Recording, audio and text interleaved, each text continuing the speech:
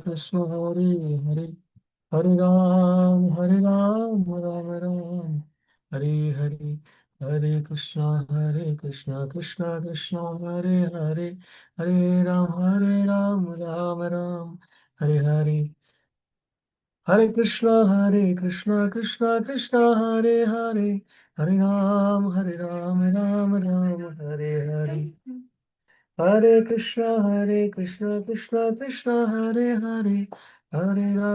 Ram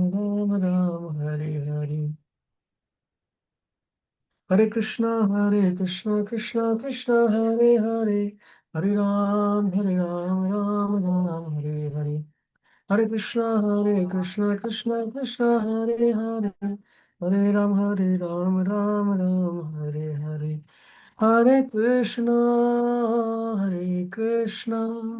Hare Krishna, Krishna, Hare Hare, Hare Rama, Hare Rama, Rama Rama, Hare Hare.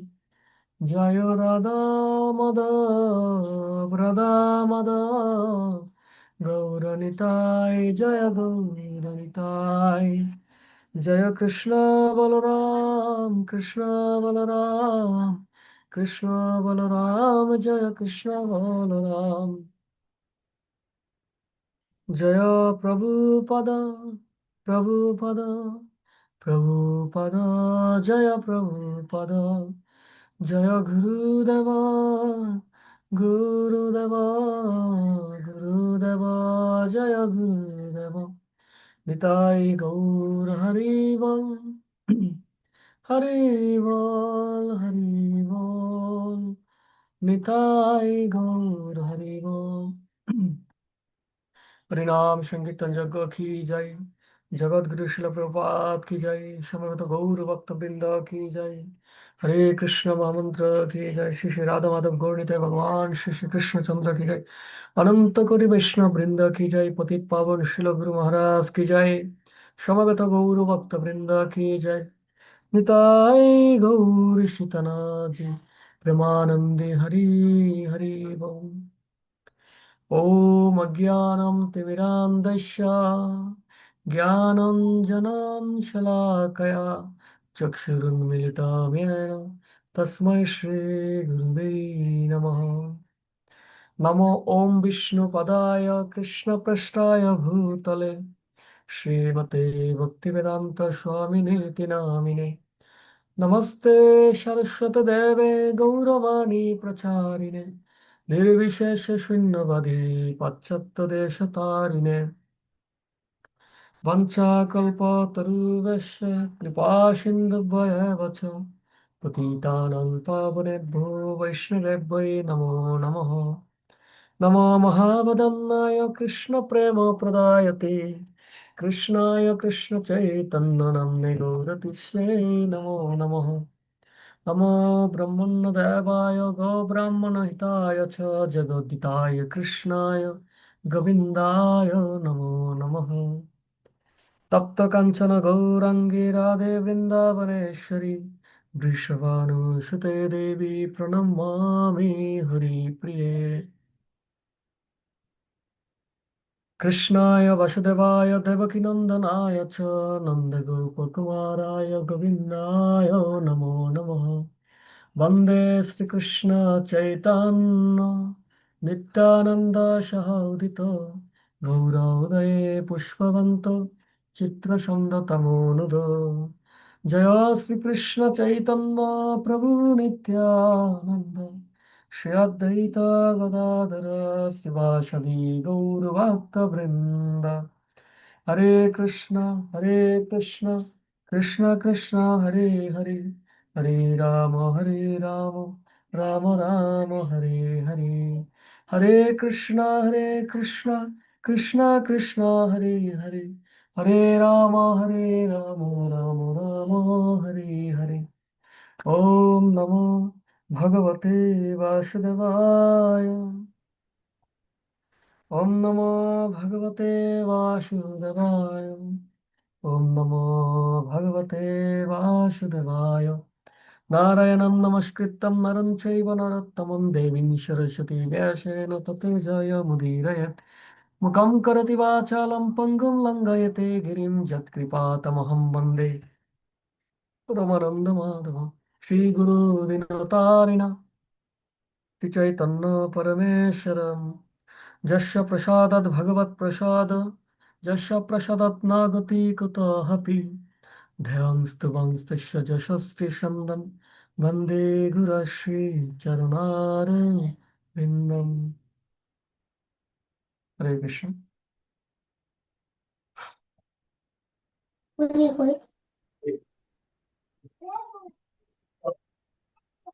ও আপনি শুরু করেন চলো।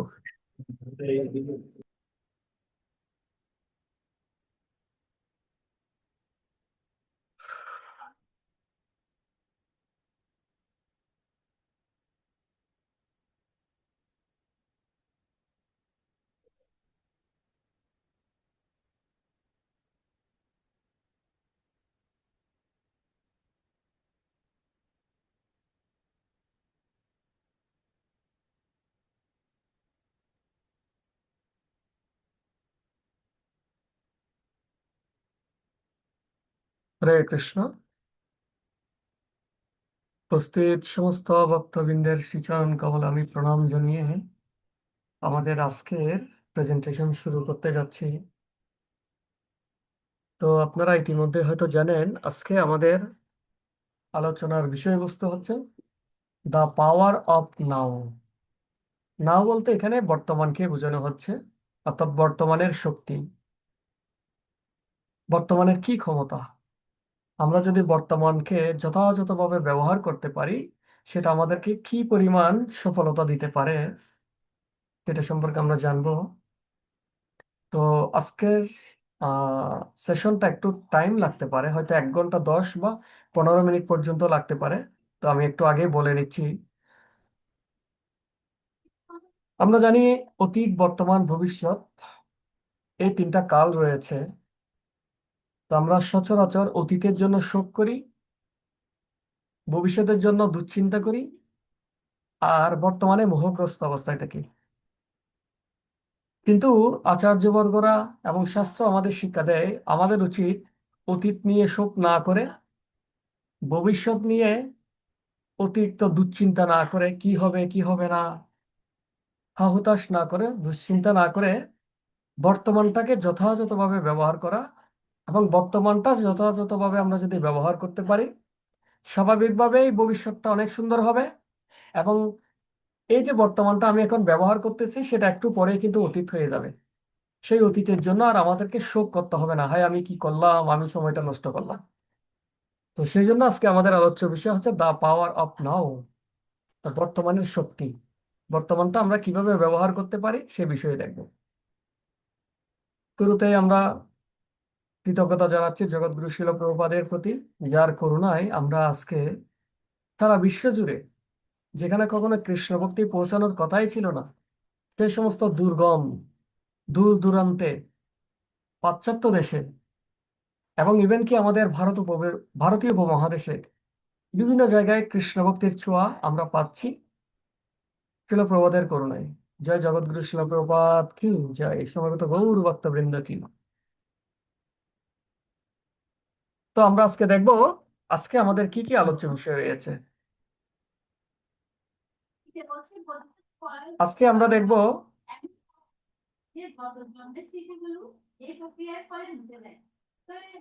আজকে আমাদের আলোচনার বিষয় হচ্ছে বর্তমান ও বিচ্যুতি কি, আর বিচ্যুতির কিছু উদাহরণ দেখব। বর্তমানে একাগ্রতার দ্বারা জাগতিক এবং আধ্যাত্মিক ক্ষেত্রে যে সমস্ত ব্যক্তি সফল হয়েছেন, কিভাবে হয়েছেন এবং কারা কারা হয়েছেন সে বিষয়গুলো একটু দেখব। যদি আমরা বর্তমানে থাকতে পারি আমাদের কি কি উপকারিতা রয়েছে, আর বর্তমানে থাকার ফলে যদি অনেক উপকারিতা আমরা পেয়ে থাকি তাহলে আমরা কেন বর্তমানে থাকতে পারি না। কিছু অপরিত্যাজ্য বিচ্যুতি সম্পর্কে জানবো, আর কিভাবে আমরা বর্তমানে থাকতে পারি উপায় সম্পর্কে জানবো। পরিশেষে কিছু স্লোগান, শেষ কথা এবং ভগবানের কাছে প্রার্থনার মধ্য দিয়ে আমরা আমাদের সেশনটা সমাপ্ত ঘোষণা করব। তো শুরুতেই আমরা একটা ভগবদ গীতার শ্লোক দিয়ে শুরু করব। ভগবদ গীতার ষষ্ঠ অধ্যায়ে 6 নম্বর শ্লোকে ভগবান বলেছেন, কি বলছেন? আপনারা চাইলে আমার সাথে সাথে বলতে পারেন। ভিন্দু আত্মা আত্মনো এব তস্য যেন আত্মা এব আত্মনা জিত অনাত্মনস্তু তে শত্রুতে বর্ধেত আত্মৈব শত্রুবাৎ। এই শ্লোকে ভগবান বলছেন, যিনি তার মনকে জয় করেছেন তার মন তার পরম বন্ধু, কিন্তু যিনি তা করতে অক্ষম তার মনই তার পরম শত্রু। অর্থাৎ মনকে যদি আমরা বশ করতে পারি তাহলে সেটা আমাদের বন্ধু, কিন্তু যদি মনে হয় যে আমার মন আমার বশে নেই, তাহলে আমার মন আমার শত্রুর মতো কাজ করবে। এবার আমরা জানবো বর্তমান এবং বিচ্যুতি কি। বর্তমান মানে হচ্ছে আমি এখন যা করছি, যা বলছি, বা যা মনে মনে ভাবছি। আমি এখন যা করছি, যা বলছি বা যা ভাবছি, সেটা হতে পারে জাগতিক বা আধ্যাত্মিক, যাই হোক না কেন, সেটাই আমার কাছে বর্তমান। আমি যদি আরেকটু রিপিট করি, আমি এখন যা করছি বা যা বলছি বা যা ভাবছি, সেটা আধ্যাত্মিকও হতে পারে, জাগতিকও হতে পারে, সেটাই আমার কাছে বর্তমান।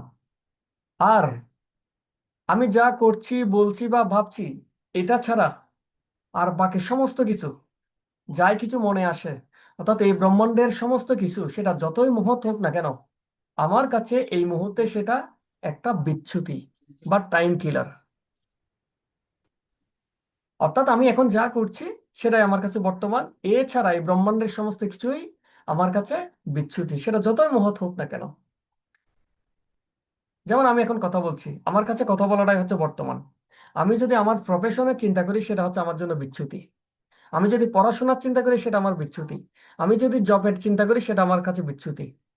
আমি বলছি না পড়াশোনা, চাকরির চিন্তা, জবের চিন্তা সেগুলো খারাপ, আমি খারাপ বলছি না।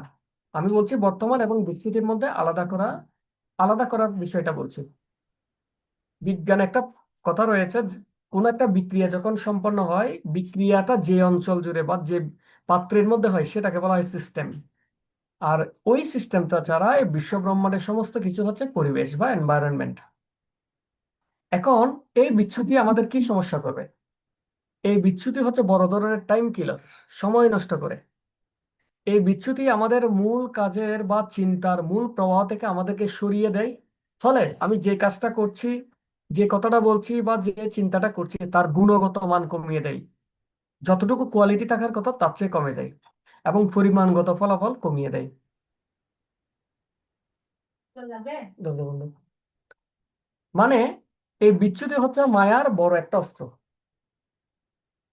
মায়া অনেক সময় আমাদেরকে সরাসরি নেগেটিভ কোনো বস্তু দ্বারা কি করতে পারে না, ঘায়েল করতে পারে না। তখন আমাদের কি করে, এক কাজের ভিতর অন্য কাজের চিন্তা ভাবনা ঢুকিয়ে দেয়, অর্থাৎ বিচ্যুতি ঢুকিয়ে দেয়। এবং বিচ্যুতি মায়ের একটা বড় অস্ত্র। তাহলে এই স্লাইডে আমরা এতটুকু ক্লিয়ার যে আমি যে সময় যে কাজটা করব সেটা হচ্ছে আমার জন্য বর্তমান। এর বাইরে এই ব্রহ্মাণ্ডের সমস্ত কিছু যাই আমার মনে আসুক না কেন, যাই আসুক না কেন, সেটা জাগতিক হোক আধ্যাত্মিক হোক, সেটা আমার জন্য বিচ্যুতি। তাহলে আমরা দুটো জিনিস ক্লিয়ার, একটা হচ্ছে বর্তমান এবং বিচ্যুতি। এই দুটা জিনিস ক্লিয়ার হলে আমরা পরবর্তী বিষয়গুলো খুব ভালোভাবে অনুধাবন করতে পারবো। কিছু কিছু বিচ্যুতির উদাহরণ আমরা বলতে পারি। মনে করুন আমি জব করছি, জবের সময় এমন কি হয় না যে আমাদের প্রচারের চিন্তা ভাবনা চলে আসে, গ্রন্থ বিতরণের চিন্তা ভাবনা চলে আসে। আপনাদের কি অভিমত? জবের সময় কি শুধু জব করতে পারি নাকি অন্য কোনো চিন্তা ভাবনা আসে? আপনারা কেউ কেউ একটু আপনাদের অনুভূতি বলতে পারেন মাইক্রোফোন অন করে। জবের সময় কি আমাদের অন্য চিন্তা ভাবনা আসে? আধ্যাত্মিক চিন্তা ভাবনা হোক।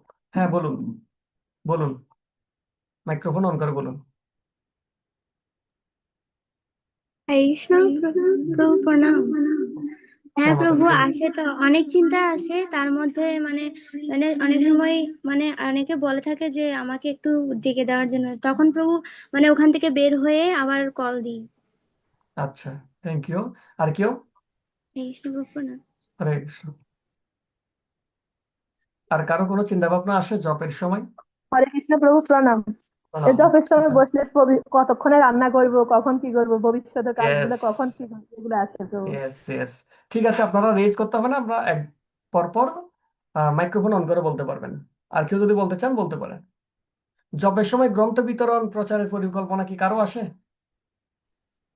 হরে কৃষ্ণ প্রভু প্রণাম। প্রণাম মাতা। প্রভু আমার মনে হয় আমি যদি ব্রহ্মমুহূর্ত জপ করি তথাপিও আমার মনে হয় আমার যত প্ল্যান আসে ওই জপের মধ্যেই আসে। জবের মধ্যে আছে, ভেরি নাইস।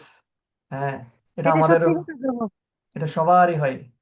তো যাই হোক, অনেক সময় দেখা যায় আমরা জব করি কিন্তু আমাদের কি হয়, ইভেন গ্রন্থ বিতরণের চিন্তাও আসে, প্রচারের পরিকল্পনাও আসে।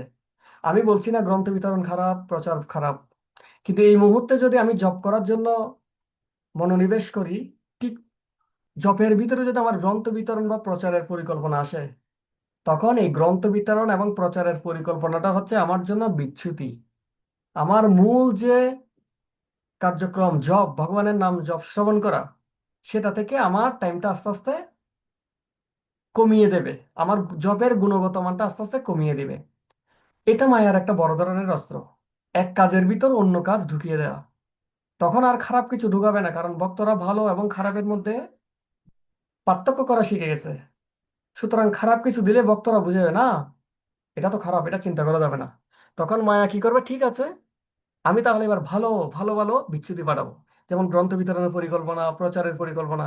আমি বলছি না এগুলো খারাপ, কিন্তু এগুলো কি করবে, আমাদের জবের যে গুণগত মান সেটাকে ডাউন করে দিবে।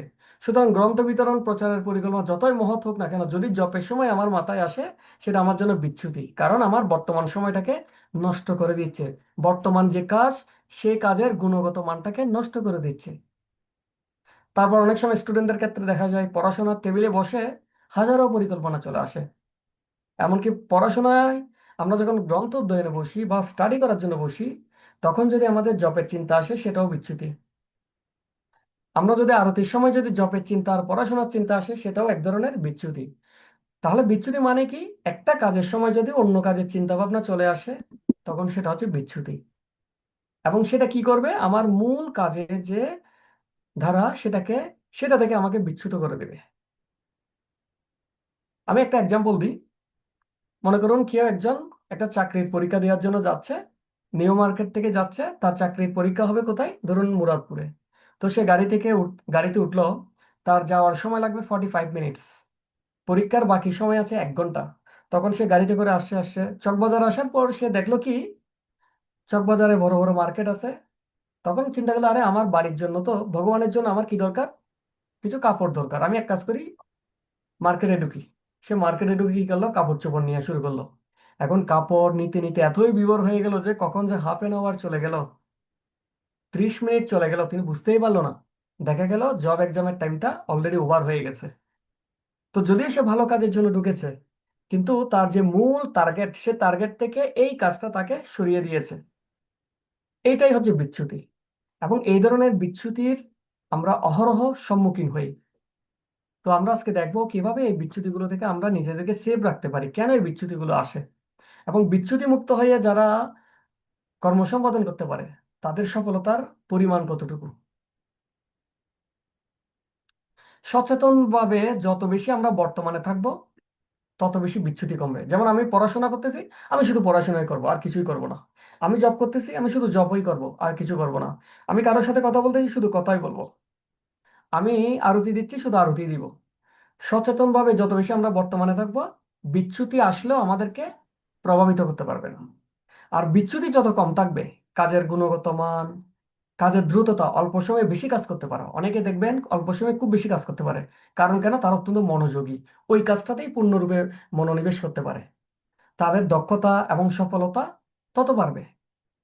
সুতরাং বর্তমান এবং বিচ্যুতি এই দুইটা বিষয়ে আমাদের খুবই সতর্ক থাকা উচিত। এবার বর্তমানে থাকার মাধ্যমে যারা যারা সফল হয়েছেন, সেটা জাগতিক ক্ষেত্রে হোক, আধ্যাত্মিক ক্ষেত্রে হোক, উভয় ক্ষেত্রে কিন্তু বর্তমানে থাকার উপকারিতা রয়েছে, এবং উভয় ক্ষেত্রে কিন্তু অত্যন্ত সফলতা অর্জন করা সম্ভব। তো আমরা দেখব কারা কারা বর্তমানে ফোকাস করার মাধ্যমে, বর্তমানকে সর্বোচ্চ পরিমাণ ব্যবহার করার মাধ্যমে সফল হয়েছেন। আমরা প্রথমে একটু জাগতিক উদাহরণ দেখব, তারপর আধ্যাত্মিক উদাহরণ দেখব। কেন জাগতিক উদাহরণ দেখব, কারণ আমরা এখনো পূর্ণরূপে আধ্যাত্মিক চেতনা সম্পন্ন হতে পারিনি। আমরা প্রত্যেকটা কাজ কখন করি, যখন এর পিছনে আমার কোনো না কোনো লাভ খুঁজে পাই। প্রয়োজনীয়তা খুঁজে পাই, প্রয়োগ খুঁজে পাই, এই কাজটা আমি কোথায় প্রয়োগ করতে পারি। তো যেহেতু আমরা জড়জগতে আছি কিন্তু অনুশীলন করতেছি আধ্যাত্মিক চেতনা, সেহেতু আমরা সবকিছু জাগতিকের আঙ্গিকে জড়জাগতিকের সাথে বিবেচনা করে বা তুলনা করে আধ্যাত্মিক সুফলটা লাভ করতে চাই। সেজন্য আমরা কিছু জাগতিক উদাহরণ এখানে এনেছি। ಯಾಚೋ ಏ ಆಗ್ಬೇನ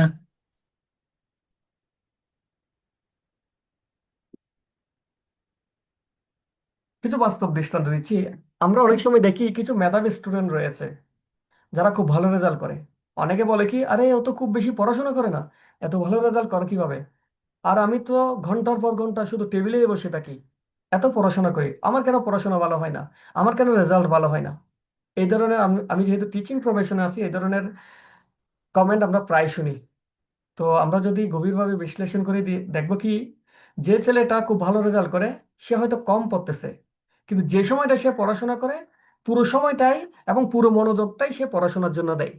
সেজন্য সে অল্প সময় পরে অধিক ফলাফল করতে পারে। আবার অনেক সময় বলি পূর্ণ মনোযোগ দিয়ে পড়াশোনা করা। পূর্ণ মনোযোগ দিয়ে পড়াশোনা মানে কি? আমি যখন পড়তে বসবো আমার মনটা শুধু পড়াশোনাতেই দিব, আর কোনো দিকে দেবো না। এটাই হচ্ছে পূর্ণ মনোযোগ দিয়ে পড়াশোনা করা। সুতরাং পড়াশোনার সময় বিচ্যুতি এবং যারা খুব ভালো রেজাল্ট করে তাদের ক্ষেত্রে দেখা যায় পড়াশোনার সময় কোনো বিচ্যুতি থাকে না, এবং যদিও থাকে সেটা অত্যন্ত সীমিত, অর্থাৎ তারা শুধু পড়াশোনার সময় পড়াশোনাই করে। সুতরাং যারা জাগতিকভাবে ভালো রেজাল্ট করে তারা কিন্তু এই বর্তমানে থাকার খুব ভালো একটা দৃষ্টান্ত। তারা খুব ভালোভাবে পড়াশোনা করে বিধায় এই ভালো রেজাল্ট করতে পারে। এরপর আমরা জানি সর্বকালের সর্বশ্রেষ্ঠ বিজ্ঞানী বলা হয় আইনস্টাইনকে। এই পৃথিবীতে যত মানুষ রয়েছে সমস্ত মানুষের মধ্যে সবচেয়ে বেশি পরিমাণ ব্রেনের বা মস্তিষ্কের ব্যবহার করতে পেরেছেন বিজ্ঞানী আইনস্টাইন। সর্বোচ্চ পরিমাণ ব্যবহার করতে পেরেছেন। তো তিনি এত বেশি তার গবেষণা কর্মে মনোনিবেশ করতেন বা মগ্ন থাকতেন, তিনি অনেক কিছু ভুলে যেতেন। তো ওনার একটা ঘটনা আছে যে একবার আইনস্টাইন কোথায় যাচ্ছিল, বাইরে বেরিয়ে হাঁটতে হাঁটতে তার গবেষণা কর্ম নিয়ে গভীরভাবে চিন্তা করছিল। চিন্তা করতে করতে তিনি অনেক দূরে চলে গেল। তো আইনস্টাইন যেখানে থাকতো তখন ওনার এরিয়াটা অনেক সুরক্ষিত রাখা হইতো। তো আসার সময় তিনি তার রুমে ঢুকতে পারছে না। কেন ঢুকতে পারছে না? তিনি ভুলে গেছে তার রুম নাম্বার কত। তখন তার অফিসে ফোন দিল যে, আচ্ছা বলুন তো আইনস্টাইনের রুম নাম্বারটা কত? কিন্তু আইনস্টাইনের রুম নাম্বার কাউকে বলে না। বলছে, না দুঃখিত, আইনস্টাইনের রুম নাম্বার কাউকে বলা যাবে না। কেন বলা যাবে না? কারণ এটা হচ্ছে খুবই সুরক্ষিত, সর্বসাধারণের প্রবেশ নিষেধ। কোনোভাবে বলতেছে না। তো বলতেছে, আরে বাবা, আমি আইনস্টাইন বলতেছি, আমার রুম নাম্বার কত? তো উনি অবাক হয়ে গেলেন, আপনি আইনস্টাইন হয়ে আপনার রুম নাম্বার ভুলে গেলেন? তো এই হচ্ছে, এদের অনেক প্রমাণ রয়েছে। উনি এত বেশি ওনার গবেষণা কর্মে মগ্ন থাকতো যে পুরো জগৎ ভুলে যেত। তো আমরা দেখলাম জাগতিকভাবে যারা সফল তারা কিন্তু বর্তমানে অত্যন্ত নিমগ্ন থাকতো। আধ্যাত্মিক কথাটা আমরা না হয় একটু পরে আসলাম। তো ডক্টর মোহাম্মদ শহীদুল্লাহ তিনি হচ্ছে ভারতীয় উপমহাদেশে অন্যতম একজন বৈকারণিক ছিলেন, ব্যাকরণবিদ। তো তিনি এত বেশি পড়াশোনায় মগ্ন থাকতেন, একবার স্কুলে গিয়েছিলেন। স্কুলে যাওয়ার পর উনি একটা বই খুলে পড়তেছিলেন। তো পড়তে পড়তে ওই বইটার প্রতি পড়তে পড়তে তিনি এতই নিমগ্ন হয়ে গেলেন যে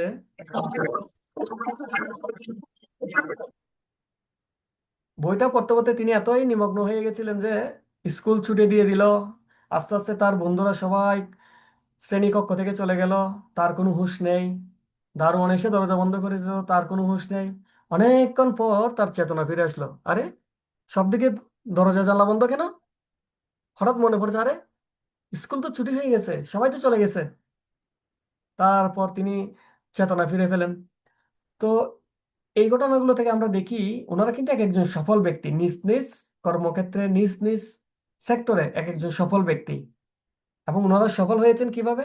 পূর্ণরূপে কোনো কাজে মনোনিবেশ করার মাধ্যমে, পূর্ণরূপে বর্তমান থাকার মাধ্যমে, এবং তাদের বিচ্যুতি সেই বিচ্যুতির পরিমাণ কমানোর মাধ্যমে। বর্তমানে আমরা দেখি আমাদের প্রচুর পরিমাণ ডিভোর্সের হার বেড়ে যাচ্ছে, প্রচুর ডিভোর্স হচ্ছে বাংলাদেশের ওয়েস্টার্ন কান্ট্রিতে হয়। এটা তো অহরহ ঘটনা, ভারতীয় উপমহাদেশেও কিন্তু প্রচুর পরিমাণ বিবাহ বিচ্ছেদের মতো ঘটনা ঘটছে। তো যারা মনোবিজ্ঞানী, তারা চিন্তা করছেন এই যে এত বেশি পরিমাণ বিবাহ বিচ্ছেদের কারণটা কি। তখন গবেষণা করে একটা কারণ খুঁজে পেয়েছে, সেটা হচ্ছে কি কোয়ালিটিফুল টাইম। কোয়ালিটিফুল টাইমের অভাব।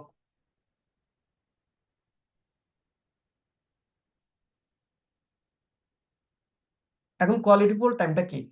বলছেন হাজব্যান্ড ওয়াইফ একে অপরের সাথে কোয়ালিটিফুল টাইম পাস না করার কারণে তাদের সম্পর্কটা ভালো হচ্ছে না, কমিউনিকেশন গ্যাপ হচ্ছে এবং পরিবারগুলো ভেঙে যাচ্ছে। এবং শুধু হাজব্যান্ড ওয়াইফ নয়, আমাদের বিভিন্ন সম্পর্কের ক্ষেত্রে বর্তমানে সবচেয়ে বড় একটা অন্তরায় হয়ে দাঁড়িয়েছে কি কোয়ালিটিফুল টাইম। যদিও আমরা সোশ্যাল মিডিয়া ইউজ করতেছি, সামাজিক মাধ্যম ব্যবহার করতেছি, কিন্তু এই সামাজিক মাধ্যম আমাদেরকে আরো বেশি বেশি পরিমাণে অসামাজিক করছে।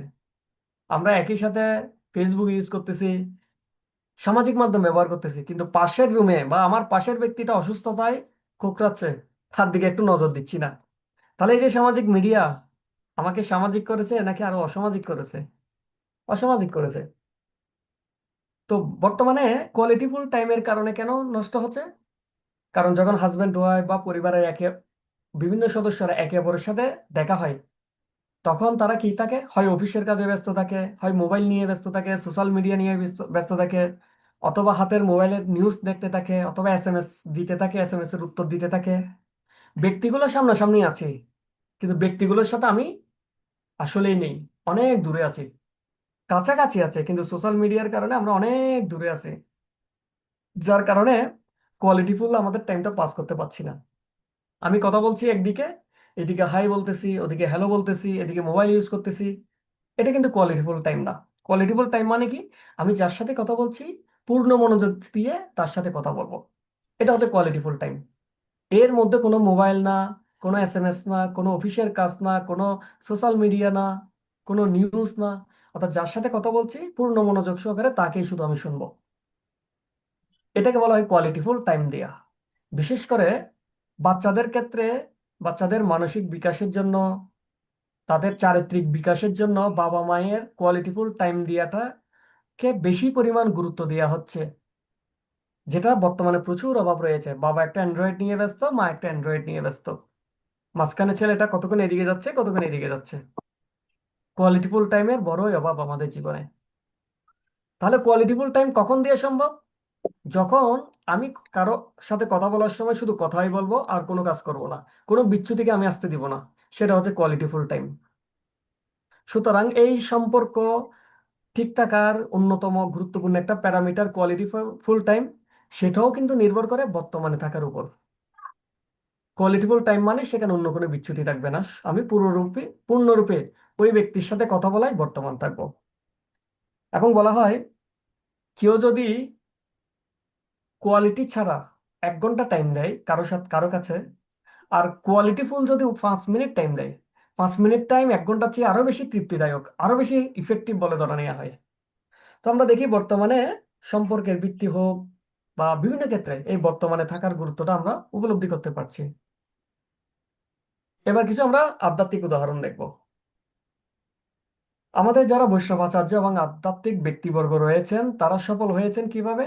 সর্বদা অত্যন্ত মনোযোগিতার সাথে কৃষ্ণ ভাবনা অনুশীলনের মাধ্যমে। অর্থাৎ ওনারা যখন কৃষ্ণ ভাবনা অনুশীলন করতেন, কৃষ্ণ ভাবনা ব্যতীত আর কিছুই করতেন না, কৃষ্ণ ভাবনায় পূর্ণরূপে বর্তমান থাকতেন, ফলে তারা সফল হয়েছেন। এবং আমরা জানি আমাদের ভক্তি জীবনের 99% সফলতা আসে হরিনাম থেকে।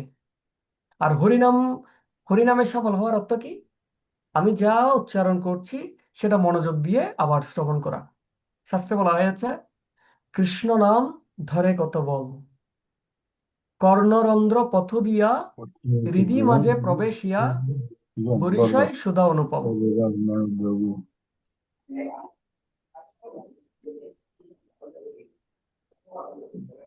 কর্ণরন্ধ্র পথ দিয়া হৃদি মাঝে প্রবেশিয়া বরিশায় সুধা অনুপম। আমি যখন হরে কৃষ্ণ মহামন্ত্র উচ্চারণ করেছি, হরে কৃষ্ণ শব্দটা কিন্তু বেরিয়ে গেছেন, ভগবান কিন্তু বেরিয়েছেন। এখন ঢোকানোর দায়িত্বটা কার? আমার। তো ভগবানকে আমি কিভাবে ঢোকাবো? কর্ণরন্ধ্র পথ দিয়া। সেটা যখন কর্ণরন্ধ্র পথ দিয়ে হৃদয়ে আসবে, তখন আমি হৃদয়ে প্রশান্তি অনুভব করব। সুতরাং এই যে হরে কৃষ্ণ মহামন্ত্র, এটার সফলতা নির্ভর করে পূর্ণরূপে আমি শ্রবণেই বর্তমান থাকবো, এবং এই শ্রবণের সময় আমি আর কোনো বিচ্যুতি আমার হৃদয়ে ঢুকতে দিব না। তো এভাবে আমরা দেখি জপ, শ্রবণ, কীর্তন, স্মরণ, ধ্যান, সেবা, এই সমস্ত আধ্যাত্মিক ক্রিয়াকলাপে বিচ্যুতিবিহীন পূর্ণ একাগ্রতার মাধ্যমেই আধ্যাত্মিকভাবে আমরা সফল হতে পারি। অর্থাৎ পূর্ণ বর্তমানে থেকে এই সমস্ত আধ্যাত্মিক ক্রিয়াকলাপ করার মাধ্যমে সফলতা লাভ করা যায়।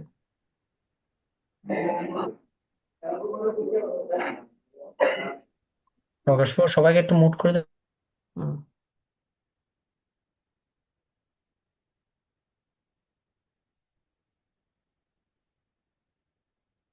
হরে কৃষ্ণ।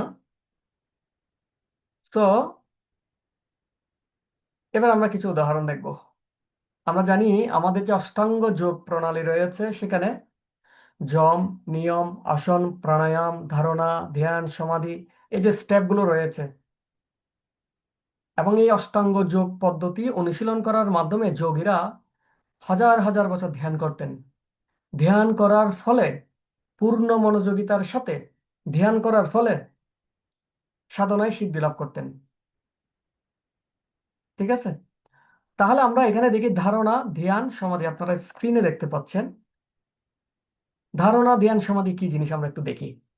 মনে করুন আমি কোন একটা শব্দ ব্রহ্ম উচ্চারণ করতেছি। ধরুন আমি হরে কৃষ্ণ মহামন্ত্র জপ করছি, বা আগেকার মুনি ঋষিরা ওম ধ্যান শব্দ ব্রহ্ম ওম উচ্চারণ করত। ধ্রুব মহারাজ ওম নমো ভগবতে বাসুদেবায় উচ্চারণ করেছিল। আমরা বর্তমানে শব্দ ব্রহ্ম কোনটা উচ্চারণ করছি? হরে কৃষ্ণ মহামন্ত্র। তো আমি যে শব্দ ব্রহ্ম উচ্চারণ করব, বা ভগবানের যে রূপটা আমার মানসে ধ্যান করব, সেইটা হচ্ছে আমার জন্য ধ্যেয় বস্তু। আমি যদি টানা 12 সেকেন্ড আমি সেই শব্দ ব্রহ্ম অথবা ভগবানের রূপে পূর্ণরূপে আমার মনকে নিযুক্ত করতে পারি, মনোনিবেশ করাতে পারি, এবং এর মধ্যে অন্য কোনো বিষয় আমার মনে ঢুকতে দিব না, অন্য কোনো বিচ্যুতি আসতে দিব না, যদি এরকম আমি 12 সেকেন্ড থাকতে পারি, সেটাকে বলা হয় ধারণা। আমি আর একটু রিপিট করি। সাধক সাধনার ক্ষেত্রে শব্দব্রহ্ম হোক অথবা হৃদয়ে ভগবানের রূপের ধ্যান হোক, যদি কোনো একটা ধ্যেয় বস্তুর উপর টানা 12 সেকেন্ড কোনো ধরনের বিচ্যুতি ছাড়া পূর্ণ মনোযোগের সাথে ধ্যান করতে পারে বা উচ্চারণ করতে পারে, তাহলে সেটাকে বলা হয় ধারণা। অর্থাৎ এই 12 সেকেন্ড আমি পূর্ণরূপে বর্তমানে থাকবো। আমি যদি ভগবানের নাম উচ্চারণ করি, শুধু নাম উচ্চারণ করবো, আর কিছুই করব না। আমি যদি ভগবানের রূপের ধ্যান করি, শুধু রূপের ধ্যান করবো, আর কিছুই করব না। এবং এভাবে যদি 12 সেকেন্ড থাকতে পারি, সেটাকে বলা হয় ধারণা। এরপর এভাবে আমি যখন আমার টাইমটা বাড়াতে বাড়াতে আরো 12 গুণ বাড়াবো, তার মানে 12 গুণ 12 সমান 144 সেকেন্ড। যদি আমি এবার 144 সেকেন্ড পর্যন্ত একই কাজ করতে পারি, শুধুমাত্র আমি ভগবানের নামটা যেটা জপ করছি সেটাই শুনবো, আর কিছু শুনবো না। শুধুমাত্র আমি ভগবানের যে রূপটা ধ্যান করছি সেটাই ধ্যান করব, আর কিছুই দে- আমার মনে আসতে দেবো না, কোনো বিচ্যুতি আসতে দিব না। যদি এভাবে টানা 144 সেকেন্ড করতে পারি 12 গুণ সময় বৃদ্ধি করে, তাহলে সেটাকে বলা হয় ধ্যান। তাহলে ধ্যান মানে কি? আমার ধ্যেয় বস্তুর উপর আমি যদি 144 সেকেন্ড পূর্ণ মনোযোগে বর্তমান থাকতে পারি, মাঝখানে আর কোনো বিচ্যুতি আসতে না দিই, সেটাকে বলা হয় ধ্যান। এবং ধ্যানের মাধ্যমেই কিন্তু মুনি ঋষিরা সাধনায় সিদ্ধি লাভ করে থাকেন। এরপর এভাবে আমি সময়টাকে আরো বাড়াতে বাড়াতে, বর্তমানে থাকার সময়টা বাড়াতে বাড়াতে আরো যখন 12 গুণ সময় বাড়াবো, 12 গুণ 12 গুণ 12 মানে 1728 সেকেন্ড, বা 28 মিনিট, 28.8 মিনিট যদি আমি পূর্ণরূপে আমার ধ্যেয় বস্তুর উপর, বা শব্দব্রহ্ম হতে পারে বা ভগবানের রূপ হতে পারে, সেই বস্তুর উপর যদি আমি পূর্ণরূপে 28.8 মিনিট নিমগ্ন থাকতে পারি, এর মাঝখানে আমি কোনো রূপ বিচ্যুতিকে প্রবেশ করতে দিব না, সেটাকে বলা হয় সমাধি। তো আমরা জানেন আধ্যাত্মিক জীবনে যারা সফল হয়েছেন তারা সমাধি স্তরে উপনীত হয়, যেটা হচ্ছে আমাদের পরম কাঙ্ক্ষিত বস্তু। এটা আমরা সবাই প্রাপ্ত হতে চাই। তাহলে এটা আমরা কিভাবে প্রাপ্ত হতে পারি? শুধুমাত্র বর্তমানে থাকতে পারার সক্ষমতার উপর ভিত্তি করে। আমি হরে কৃষ্ণ মহামন্ত্র জপ করছি, আমি যদি টানা 28.8 মিনিট শুধুমাত্র হরে কৃষ্ণ মহামন্ত্র শ্রবণ করব, মাঝখানে কোনো বিচ্যুতি আসতে দিব না, সেটা আমার জন্য সমাধির সমতুল্য, সেটাও সমাধির সমতুল্য। তাহলে এই যে বড় অর্জনটা, যেটা মুনি ঋষিরা, মহান আচার্যবর্গরা, গুরুবর্গরা লাভ করে থাকেন, সেটা কিভাবে লাভ করেন? পূর্ণরূপে বর্তমান থাকার মাধ্যমে, কোনরূপ বিচ্যুতি আসতে না দেওয়ার মাধ্যমে। আশা করি আপনারা বুঝতে পারছেন বর্তমানে থাকার গুরুত্বটা। এই বর্তমানের উপর ভর করে কিন্তু সবাই এই জগতে সফল হয়েছেন। এবার আমরা একটু ধ্রুব মহারাজের কথা বলছি।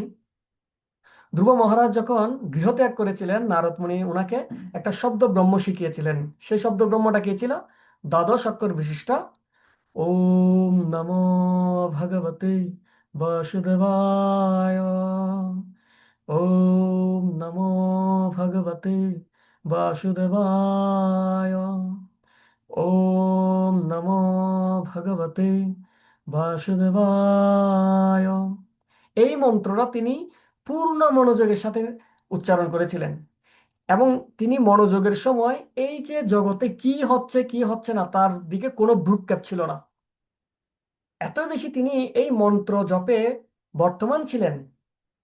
এই বর্তমানে থাকার প্রভাবে অত্যন্ত দৃঢ়তার সাথে জপ শব্দ ব্রহ্ম উচ্চারণে বর্তমানে থাকার মাধ্যমে তিনি অল্প বয়সে, 5 থেকে 6 বছর বয়স, অল্প সময়ে, কিছু মাসের মধ্যেই তিনি ভগবানকে প্রাপ্ত হয়েছেন।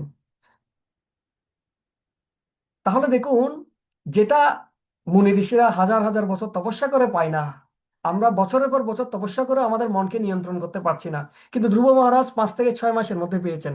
কিভাবে পেয়েছেন? শুধুমাত্র এই মন্ত্র জপে বর্তমান থাকার মাধ্যমে, কোনরূপ বিচ্যুতি না থাকার মাধ্যমে। আমরাও যদি বর্তমানে থেকে সব কাজ করতে পারি, আমরাও একই ফল লাভ করতে পারি। এবং ধ্রুব মহারাজ এতই বেশি বর্তমানে নিমগ্ন হয়ে গেছে, ওনার মন্ত্র জপের প্রভাবে পুরো ব্রহ্মাণ্ড থমকে গিয়েছিল। পুরো ব্রহ্মাণ্ডের বায়ু প্রবাহ স্তব্ধ হয়ে গিয়েছিল। পুরো জীবজগৎ কি হয়ে গিয়েছিল? এক ভয়ঙ্কর অবস্থায় পড়ে গেছিল, যেহেতু বায়ু প্রবাহ পর্যন্ত স্তব্ধ হয়ে গেছিল। কিন্তু ওনার কোনো খোঁজ খবর নেই, কারণ তিনি পূর্ণরূপে মন্ত্র জপে বর্তমান ছিল। সুতরাং আমরাও যদি আমাদের আধ্যাত্মিক জীবনেও যদি সফল হতে চাই, আমাদের একটাই হয়ে, আমরা যাই করছি সেটা অবশ্যই মনোযোগ দিয়ে করতে হবে। মাঝখানে আর কিছু চিন্তা করা যাবে না। যদি এটা অনেক কঠিন কাজ, হয়তো মুখে বলে ফেলা অনেক সহজ, কিন্তু আসলে এটা অনেক কঠিন কাজ। কিন্তু সেটাকে আমাদেরকে ধীরে ধীরে প্র্যাকটিস করার মাধ্যমে ওই স্তরে আমাদেরকে যাওয়ার প্রচেষ্টা করতে হবে। আজকে পারছি না, 2 বছর পর পারছি না, একসময় গিয়ে পারবো। আর কিছু বাস্তব উদাহরণ আমরা দেখতে পাই আধ্যাত্মিক জীবনের ক্ষেত্রে। যেমন হরিদাস ঠাকুর। হরিদাস ঠাকুরকে পথভ্রষ্ট করার জন্য, ভক্তি জীবন থেকে বিচ্যুত করার জন্য মায়া দেবীকে পাঠিয়েছেন। বেশ্যাকে পাঠানো হয়েছিল, লক্ষ্মীহীরাকে, আপনারা জানেন কাহিনীটা। কিন্তু হরিদাস ঠাকুরকে সামান্য পরিমাণও টলাতে পারেনি এই মায়াদেবী। কেন পারেনি? কারণ তিনি পূর্ণরূপে হরে কৃষ্ণ মহামন্ত্রে বর্তমান ছিল। এই ছোটখাটো বিচ্যুতি দ্বারা তিনি কোনরূপ বিচ্যুতই হননি। হরে কৃষ্ণ মহামন্ত্রের শক্তির প্রভাবে তিনি পূর্ণরূপে মগ্ন ছিলেন। এরপর আমরা আচার্যবর্গদের দেখতে পাই। আমাদের বর্তমানে যে সমস্ত গুরু এবং আচার্যবর্গরা রয়েছেন, ওনারা ওনাদের ব্যক্তিগত জীবনে ওনাদের কৃষ্ণ ভাবনাময় সেবা, জপ ইত্যাদিতে পূর্ণরূপে বর্তমান থাকার ফলে, কোনরূপ বিচ্যুতি দ্বারা বিচ্যুত না হওয়ার ফলে ওনারা আজকে এক মহান পজিশনে চলে গেছেন। ভগবানের সাথে একটা শুদ্ধ প্রেমময়ী সম্পর্কে স্থাপিত হয়েছেন। আচার্যবর্গরা যখন আসেন, তখন আচার্যবর্গদের সান্নিধ্যে আমরাও কিন্তু বর্তমানে থাকার সেই স্বাদটা পেয়ে থাকি। কি ধরনের?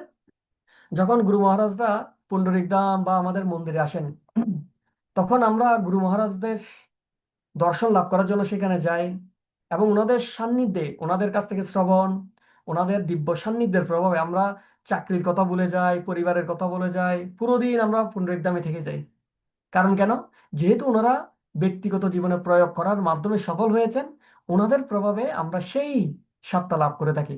আমাদের যতক্ষণ ওনাদের সান্নিধ্যে থাকি ততক্ষণ পর্যন্ত আমাদের বিচ্যুতি খুব একটা কাজ করে না। তো আমরা একটা এক্সাম্পল দিচ্ছি। একবার এটা পণ্ডিত প্রভু প্রায় সময় বলেন, শ্রীপদ পণ্ডিত গদাধর প্রভু, যে জয় পতাকা স্বামী গুরু মহারাজ যখন পুণ্ডরিকধামে এসেছিল, তখন বাংলাদেশের যে ন্যাশনাল কমিটির মিটিং ছিল। আর ন্যাশনাল কমিটির মিটিং মানে কি? বিভিন্ন সমস্যাগুলো উত্থাপন করা হয়, এখানে এই সমস্যা, ওখানে এই সমস্যা, এখানে এই সমস্যা। তো সমস্যা সমস্যা শুনতে শুনতে আমাদের কি হয়ে যায়? মাথা হ্যাং হয়ে যায়, মাথা কাজ করে না। তো গুরু মহারাজকে এই বিষয়গুলো অনেক দিক থেকে বলা হচ্ছে। তো ওনার মিটিং শেষ, এখন কি করবেন? উনি দর্শনে যাবেন, বাসবানবী মুরারিকে দর্শন করতে যাবেন। উনি যখন দর্শন করতে গেছেন, তখন অবাক করার বিষয় হচ্ছে, যদিও উনি এতক্ষণ হেডেকের মধ্যে ছিল, অনেক টেনশনে ছিল, অনেক নেগেটিভিটি নিয়ে উনি কাজ করছিল, কিন্তু যেই মাত্র উনি ভগবানের সামনে গেলেন, তৎক্ষণাৎ তিনি খুব আনন্দের সাথে আস্বাদন করে করে চৈতন্য চরিতামৃত ক্লাস দিচ্ছেন। দেখে মনে হচ্ছে না উনি এতক্ষণ আগে একটা মিটিং থেকে এসেছে। তো ওনারাও আমাদেরকে ব্যক্তিগত জীবনের মাধ্যমে দেখিয়ে দেন, উনি যেখানে যা ঠিক সেখানেই তা। যখন মিটিং মিটিং মিটিং থেকে বেরিয়েছেন, মিটিং এর সবকিছু মিটিং রুমে রেখে উনি কোথায় ভগবানের কাছে দর্শনে আসছেন। যখন ভগবানকে দর্শন করে আবার ক্লাস দিচ্ছেন, ক্লাস বাকি সব ভুলে গেছেন। তো এই হচ্ছে ওনাদের শক্তিশালী প্রভাব, যে ওনারা সবসময় বর্তমানে থাকেন। আর কিছু বাস্তব দৃষ্টান্ত আমরা দেখতে পাই, যেমন অর্জুনের পাখি শিকার। একবার দ্রোণাচার্য ওনার সমস্ত শিষ্যকে একটা পরীক্ষা দিয়েছিলেন। পরীক্ষা দিয়েছেন কি? গাছে থাকে একটা পাখির চোখের মণিকে শিকার করা। তো এক একজন করে ডাকছে, দুর্যোধন, যুধিষ্ঠির, ভীম, সবাইকে এক এক করে সব শিষ্য সমূহকে উনি ডাকছেন, ডেকে জিজ্ঞেস করছেন, বলো তো, তোমাকে ওই চোখের পাখির মণিটা শিকার করতে হবে। তো ধনুক ধনুক ধরলো, তীর যোজনা করে বলছে, বলো তো তুমি কি দেখতে পাচ্ছ? বলছে, আমি একটা গাছের ঢাল দেখতে পাচ্ছি, ঢালের একটা কতগুলো পাতা দেখতে পাচ্ছি, তার ভিতরে একটা পাখি বসে আছে, ওই পাখির একটা চোখের মণি দেখতে পাচ্ছি। দ্রোণাচার্য বুঝতে পারলো এই পাখি শিকার সে করতে পারবে না। পরের জনকে ডাকলো, একইভাবে বিভিন্ন বর্ণনা দিচ্ছে, এবং শেষে ডাকলো অর্জুনকে। অর্জুনকে বললো, অর্জুন, তুমি ওই পাখির চোখের মণিটা কি করবা? বিদ্ধ করবা। তখন বললো, আচ্ছা ঠিক আছে গুরুদেব। তখন তিনি ধনুক ধরে যখন তীর যোজনা করলেন, দ্রোণাচার্য জিজ্ঞেস করলো, অর্জুন, তুমি কি দেখতে পাচ্ছ? অর্জুন বলল, আমি শুধুমাত্র পাখির চোখের মণিটা দেখতে পাচ্ছি। তখন দ্রোণাচার্য বলল, হ্যাঁ তুমিই পারবে, তীর ছাড়ো। এবং অর্জুন সেটা সফলভাবে সম্পন্ন করেছেন। তাহলে এখান থেকে আমি কি শিক্ষা পাই? এখান থেকে আমরা শিক্ষা পাই, অন্যান্য যারা ছিল তারা তাদের যে লক্ষ্যবস্তু পাখির চোখের মণি, সেটা ব্যতীত ঢাল, পালা, শাখা প্রশাখা অনেক কিছুই দেখছে। আমার উদ্দেশ্য হচ্ছে পাখির চোখের মণিটা শিকার করা। ওই মণিটা ছাড়া আমার জন্য সবকিছু বিচ্যুতি। এবং অন্যান্যরা সবাই লক্ষ্যবস্তুর পাশাপাশি বিভিন্ন বিচ্যুতিগুলো দেখছিল, যার ফলে তারা সফল হতে পারেনি। কিন্তু অর্জুন যখন গিয়েছে, অর্জুন শুধুমাত্র চোখের মণিটাই দেখেছিল, আশেপাশে যত বিচ্যুতি একটাও কিন্তু তিনি লক্ষ্য করেনি। তার ফোকাস ছিল কোথায়? পূর্ণরূপে তার বর্তমান টার্গেট, সেই চোখের মণিটার দিকে, এবং সেই জন্য তিনি সফল হয়েছিলেন। তো আমরা এতক্ষণ দেখলাম যে যারা আধ্যাত্মিকভাবে মহিমান্বিত, দৃষ্টান্ত স্থাপন করেছেন, তারা কিভাবে বর্তমানে থাকার মাধ্যমে সফল হয়েছেন। এখন আমরা দেখব, শুধুমাত্র কি যারা আধ্যাত্মিকভাবে সফল তারাই কি শুধুমাত্র বর্তমানে থাকে বা বর্তমানের গুরুত্ব বুঝে? না, অসুররাও কিন্তু বর্তমানে থাকার বা একাগ্র থাকার গুরুত্ব বুঝে থাকেন। কিরকম? যেমন হিরণ্যকশিপু সম্পর্কে আমরা জানি, হিরণ্যকশিপুর টার্গেট ছিল তিনি ভগবান শ্রীবিষ্ণুকে কি করবেন? বিষ্ণুকে বধ করবেন। Yes. তো হিরণ্যকশিপুর টার্গেট কি ছিল? যে বিষ্ণুকে হত্যা করবে। বিষ্ণুকে হত্যা করার জন্য কি করতে হবে? বিষ্ণুর মতো শক্তিশালী হতে হবে। এখন বিষ্ণুর মতো শক্তিশালী হওয়ার জন্য কি দরকার? সাধনা করা দরকার। তিনি ব্রহ্মার সাধনায় গিয়েছিলেন। তো ব্রহ্মার সাধনায় তিনি এত বেশি মগ্ন ছিলেন যে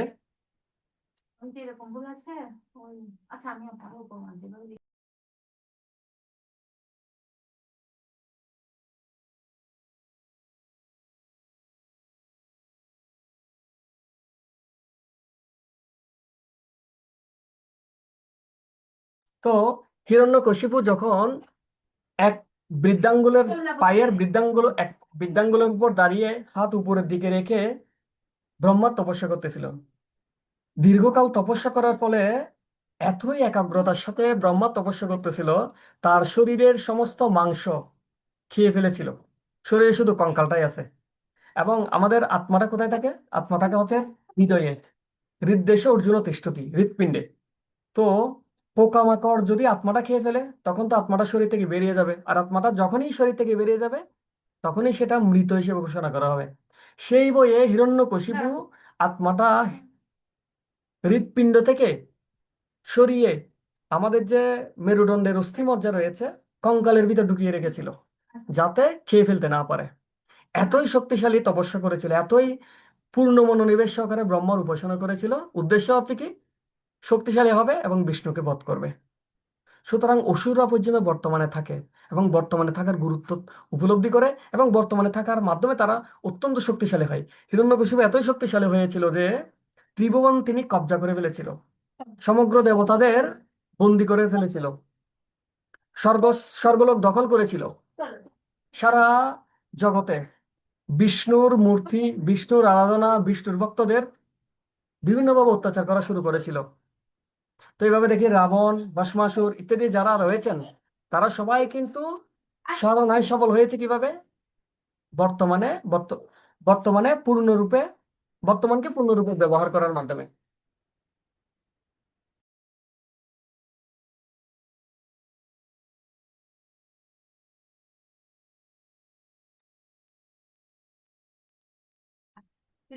এবার আমরা দেখবো বর্তমানে থাকার কি কি উপকারিতা রয়েছে।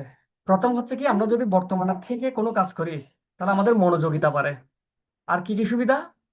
যদি আমরা বর্তমানে থাকি তাহলে কোনো বিচ্যুতি প্রবেশ করতে পারবে না, ফলে আমাদের মূল সময়টা বেঁচে যাবে। যে কাজটা করছি সেই কাজে সর্বোচ্চ পরিমাণ ফল পাবো। যেমন একটু আগে আমরা বললাম, জব করা বা স্টাডি করার ক্ষেত্রে যত বেশি বর্তমানে থেকে জব করব, কোনো বিচ্যুতি প্রবেশ করতে দিব না, তত বেশি সেটা ফ্রুটফুল হবে। তারপর হচ্ছে কি, অল্প সময়ে বেশি ফলপ্রসূ এবং গুণগত কাজ করা যাবে। যেমন আমরা একটু আগে বললাম, কেউ কেউ অল্প পড়াশোনা করে ভালো রেজাল্ট করে, কেউ কেউ অনেকক্ষণ পড়াশোনা করেও ভালো রেজাল্ট করতে পারে না। কেন? কারণ তারা পূর্ণরূপে মনোযোগের সাথে এবং বর্তমানে থেকে পড়াশোনাটা করার ফলে। আরেকটা বিষয় হচ্ছে যে mind is not multitasking, this is single tasking. অনেকে মনে করতে পারি আমরা যে আমার মন যদি একসাথে দুই তিনটা কাজ করতে পারে এটা তো আমারই লাভ, আমি কেন করব না?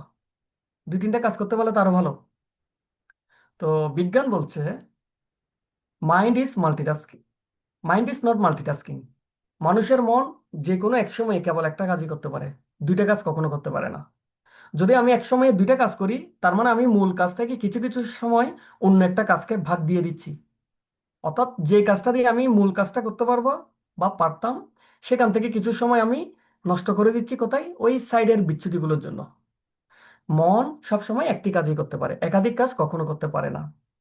যেমন দেখুন, শাস্ত্রে বলা হয়েছে কৃষ্ণ সূর্য সম, মায়া হয় অন্ধকার, যাহা কৃষ্ণ তাহা নাহি মায়ার অধিকার। কৃষ্ণকে সূর্যের সাথে তুলনা করা হয়েছে। যেমন দেখুন, যখন যেই মাত্র পূর্ব দিগন্তে সূর্য উদিত হয়, সূর্যের আলো আসে, তৎক্ষণাৎ সমস্ত অন্ধকার দূরীভূত হয়ে যায়। অর্থাৎ সূর্যের আলো থাকার সাথে সাথে কখনো অন্ধকার থাকতে পারে না। আর যে মাত্র সূর্যের আলো পশ্চিম দিগন্তে গিয়ে ডুবে যায়, সূর্য ডুবে যায়, তৎক্ষণাৎ অন্ধকার গ্রাস করে। অর্থাৎ সূর্য থাকলে কখনো অন্ধকার থাকতে পারে না, আর যে মাত্র সূর্য চলে যাবে সেখানে কি আসবে? অন্ধকার আসবে। একইভাবে যতক্ষণ আমরা কৃষ্ণের আশ্রয়ে থাকবো, মায়া আমাদের স্পর্শ করতে পারে না। আর যখনই আমরা কৃষ্ণকে ভুলে যাই তৎক্ষণাৎ মায়া এসে আমাদেরকে গ্রাস করে। ঠিক একইভাবে যতক্ষণ আমরা বর্তমানে থাকবো কখনো বিচ্যুতি আসতে পারবে না। যে মাত্র আমরা বিচ্যুতি থাকবো সেই মাত্র আমাদেরকে বর্তমান থেকে আমাদের বিচ্যুত করে ফেলা হবে। যে সময়টা আমি বিচ্যুতিকে প্রবেশ করতে দিচ্ছি সেই সময়টাতে বর্তমানটা হারিয়ে যাবে। তো একবার পূজ্যপাদ শ্রী শ্রীমৎ ভক্তি চারু স্বামী গুরু মহারাজের ক্লাসে একজন ভক্ত জব করছিল, আবার এদিকে গুরু মহারাজের ক্লাসও শুনছিল। তখন গুরু মহারাজ তাকে বলল যে, আচ্ছা তুমি কি জব করছো নাকি ক্লাস শুনছো? তো গুরু মহারাজ ওনাকে একটু বকা দিয়েছিল, বলছিল হয় জব করো না হয় ক্লাস শোনো। কারণ জব করা এবং ক্লাস করা দুটো একসাথে কখনোই হতে পারে না। যদি জব এবং ক্লাস দুটোই করা হয়, জবও হয় না, ক্লাস শোনাও হয় না। এবং উনি বলেছেন আমাদের মন এক সময়ে মাত্র একটি কাজই করতে পারে। সুতরাং আমি যদি জব করি জবের সময় ক্লাসটা বিচ্যুতি, আর যদি ক্লাস করি ক্লাসের সময় জবটা হচ্ছে বিচ্যুতি। সুতরাং যে কোনো কাজ যে কোনো সময় একটা কাজে মনোনিবেশ করা উচিত, পূর্ণরূপে মনোনিবেশ করা উচিত। জীবনে প্রয়োজনে আমি 4টা 5টা কাজ কম করলাম, কিন্তু যা করলাম সেগুলো পারফেক্টলি করার চেষ্টা করা উচিত আমাদের। 5 নম্বর উপকারিতা কি? যদি আমরা বর্তমানে থাকি তাহলে বিজ্ঞান অপেক্ষা হাজারো গুণ বেশি সুখ স্বাচ্ছন্দ্য এবং চমকপ্রদ আবিষ্কার করা সম্ভব। আমরা বর্তমানে বিজ্ঞানের উপর খুবই সন্তুষ্ট। কেন? কারণ বিজ্ঞান আমাদের অনেক কিছুই দিয়েছে। হ্যাঁ, প্রকৃতপক্ষে আমাদেরকে অনেক কিছুই দিয়েছে। আজ থেকে 50 বছর আগের কথা চিন্তা করুন, যখন বিজ্ঞান এত বেশি উৎকর্ষ সাধন করেনি, তখন আমরা কিন্তু অনেক কিছু পাইনি।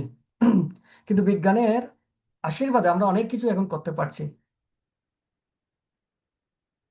তো বলছে কেউ যদি বর্তমানে থাকার অভ্যাস করতে পারে, বিজ্ঞান যা দিয়েছে তার চেয়ে হাজার গুণ বেশি সুখ স্বাচ্ছন্দ্য এবং চমকপ্রদ আবিষ্কার করা সম্ভব শুধুমাত্র বর্তমানে পূর্ণরূপে কোনো বিষয়ে পূর্ণরূপে বর্তমান থাকার মাধ্যমে। কিভাবে সম্ভব আমরা একটু বলছি। আমরা জানি একটু আগে যে অষ্টসিদ্ধির কথা অষ্টাঙ্গ যোগ অনুশীলন করার কথা বললাম, যম, নিয়ম, আসন, প্রাণায়াম, ধারণা, ধ্যান, সমাধি। এই অষ্টাঙ্গ যোগ অনুশীলন করার মাধ্যমে তৎকালীন যারা মুনি ঋষিরা ছিল, মুনি ঋষিরা কি করত? শত শত হাজার হাজার বছর ধ্যান করত। ধ্যান করার ফলে কি করত? অষ্টসিদ্ধি লাভ করত। এবং অষ্টসিদ্ধি কিভাবে অর্জন করা সম্ভব ছিল? যখন তারা পূর্ণরূপে ধারণা, ধ্যান, সমাধিতে বর্তমানে থাকার মাধ্যমে উন্নীত হতে পারতেন, তখনই তাদের অষ্টসিদ্ধি লাভ হতো। এবং এই অষ্টসিদ্ধি লাভ করার পর তারা যা যা চমকপ্রদ জিনিস করতে পারতেন, সেটা বর্তমান বিজ্ঞান কখনো চিন্তাই করতে পারে না। কি কি করতে পারতো? আমাদের অষ্টসিদ্ধি রয়েছে, যেমন কি অনিমা, মহিমা, লঘিমা, প্রাপ্তি, প্রাকাম্য, কামবশায়িতা, ঈশিতা, প্রায় 8 ধরনের সিদ্ধি রয়েছে। যেমন মনে করুন আমি এখানে বসে আছি, আমি চাইলে এখান থেকে হাতটা, যদি কেউ অষ্টসিদ্ধি লাভ করে থাকে, সে এখানে বসে আছে, হাতটা লম্বা করে আমেরিকার কোনো একটা বাগান থেকে কোনো একটা ফল নিয়ে এসে খেতে পারবে অষ্টসিদ্ধির প্রভাবে।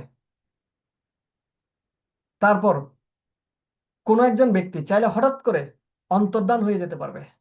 কিভাবে? অনিমা, মানে একদম অণুর মতো হয়ে যেতে পারবে।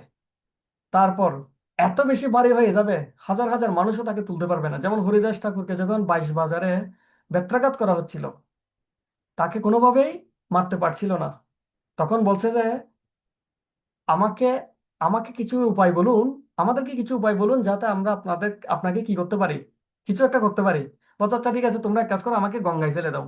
এখন গঙ্গায় ফেলে দেওয়ার জন্য যখন ওনাকে সবাই তুলতে লাগলো, এতজন লোক মিলে ওনাকে তুলতে পারছে না, এতই ভারী হয়ে গেল।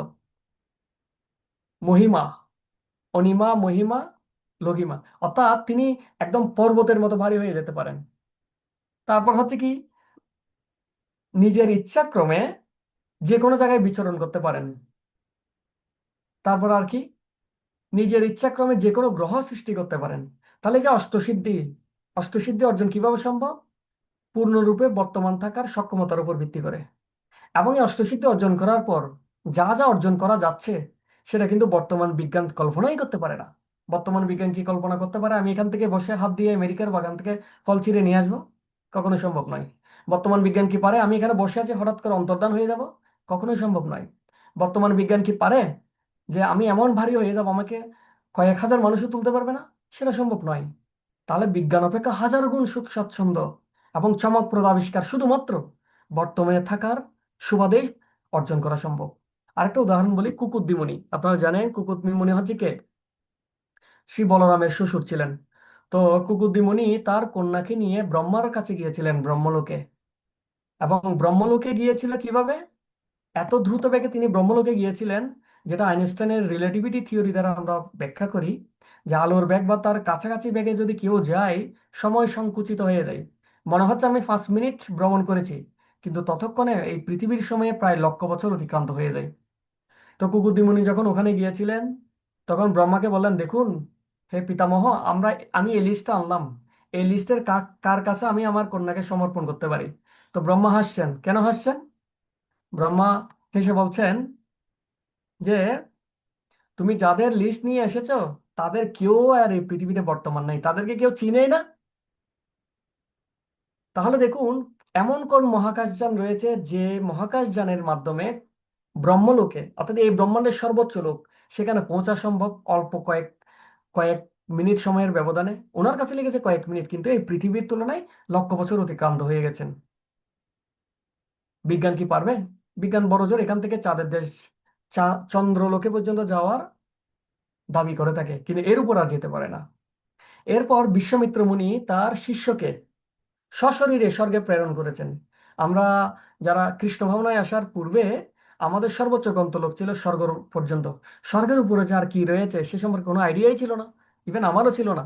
হ্যাঁ, হয়তো বৈকুণ্ঠ ওয়ার্ডটা কখনো কখনো শুনেছি, কিন্তু টার্গেট ছিল স্বর্গ। কিন্তু বিশ্বামিত্র মুনি মন্ত্র বলে তার শিষ্য ত্রিশঙ্কুকে স্বর্গলোকে প্রেরণ করেছিলেন।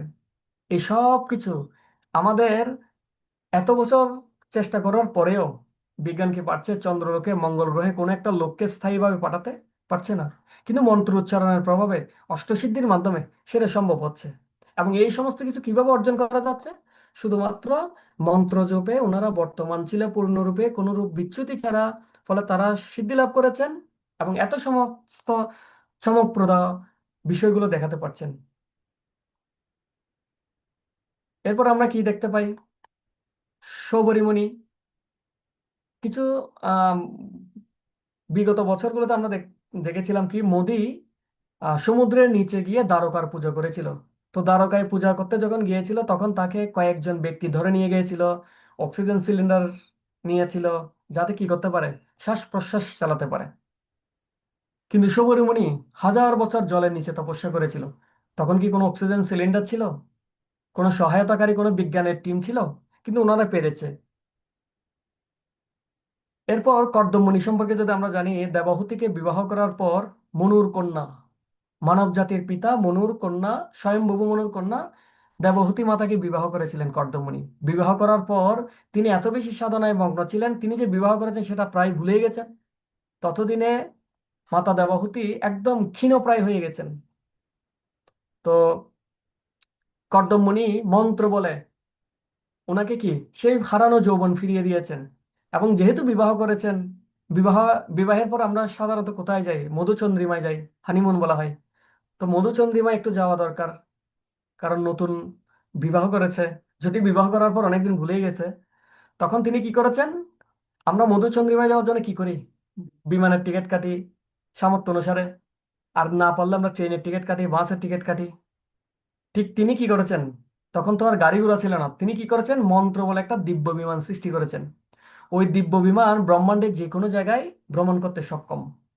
বর্তমানে আমরা নাসা যে সমস্ত মহাকাশযান তৈরি করছে, সেই মহাকাশযানগুলো সূর্যের কাছে যাওয়া তো দূরের কথা, সূর্য থেকে লক্ষ কিলোমিটার দূরেও যেতে পারে না, কারণ জলে পুড়ে ভস্ম হয়ে যাবে।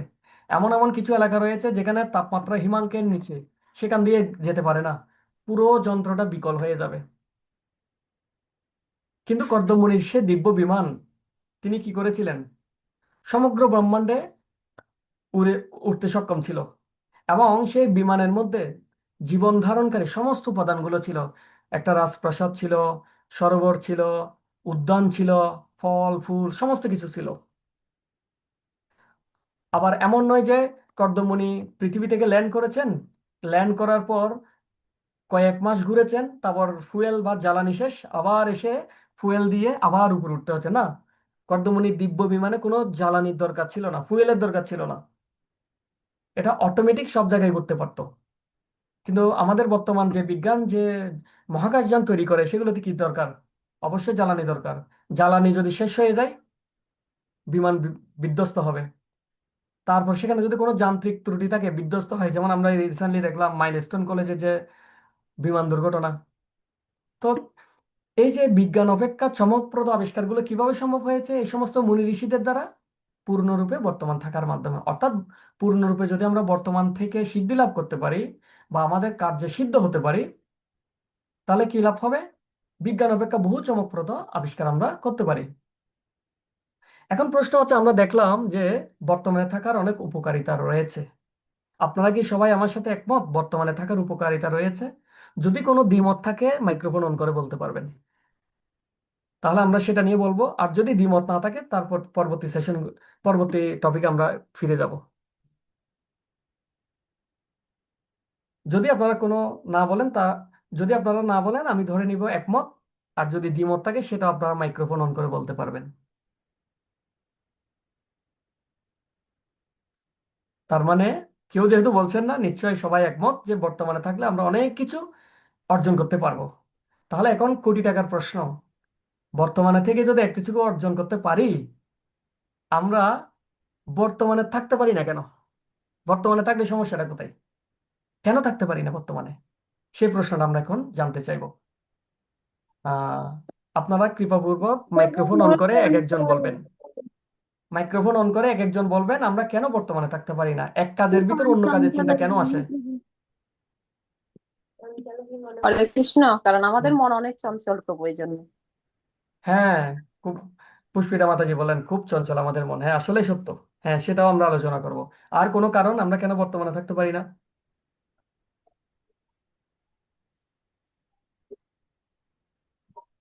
আমরা পরিকল্পনা করতে থাকি কোনো কিছু। জয় নরশ্রেষ্ঠ প্রভু কি জয়। হ্যাঁ, হ্যাঁ প্রভু, আপনি ঠিক বলেছেন, এটা আমারও সমস্যা।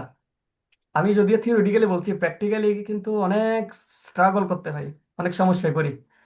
হ্যাঁ প্রভু, আর কেউ? হরে কৃষ্ণ, সবার চরণে প্রণাম। আসলে আমি আপনার থেকে শোনার পর বুঝলাম যে বর্তমানে থাকাটাই জরুরি। আগে এমন করে কেউ বলেনি, তো সেই জন্য বর্তমানে ছিলাম না, এখন থেকে চেষ্টা করব।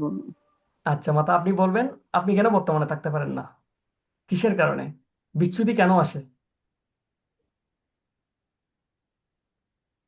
কেন আসে? সব সময় আসে, এটা জব করলে আসে, ওখানে গেলে আসে, মানে সব সময় হুম। আসে। আচ্ছা ঠিক তবে আছে মাতা, এখন তাহলে এখন থেকে আচ্ছা, চেষ্টা করব যে বর্তমানে আচ্ছা, থাকার জন্য। আচ্ছা মাতা। হ্যাঁ, আর কেউ বলবেন কেন আমরা বর্তমানে থাকতে পারি না? না হলে আমরা ফিরে যাচ্ছি আমাদের মূল আলোচনায়। ঠিক আছে, তাহলে আমরা এবার একটু দেখব কেন বর্তমানে থাকতে পারি না, যদিও এটা অনেক উপকারী। কেন পারি না? হরে কৃষ্ণ প্রভু, আমার কথা শোনা যাচ্ছে? হ্যাঁ, শোনা যাচ্ছে প্রভু।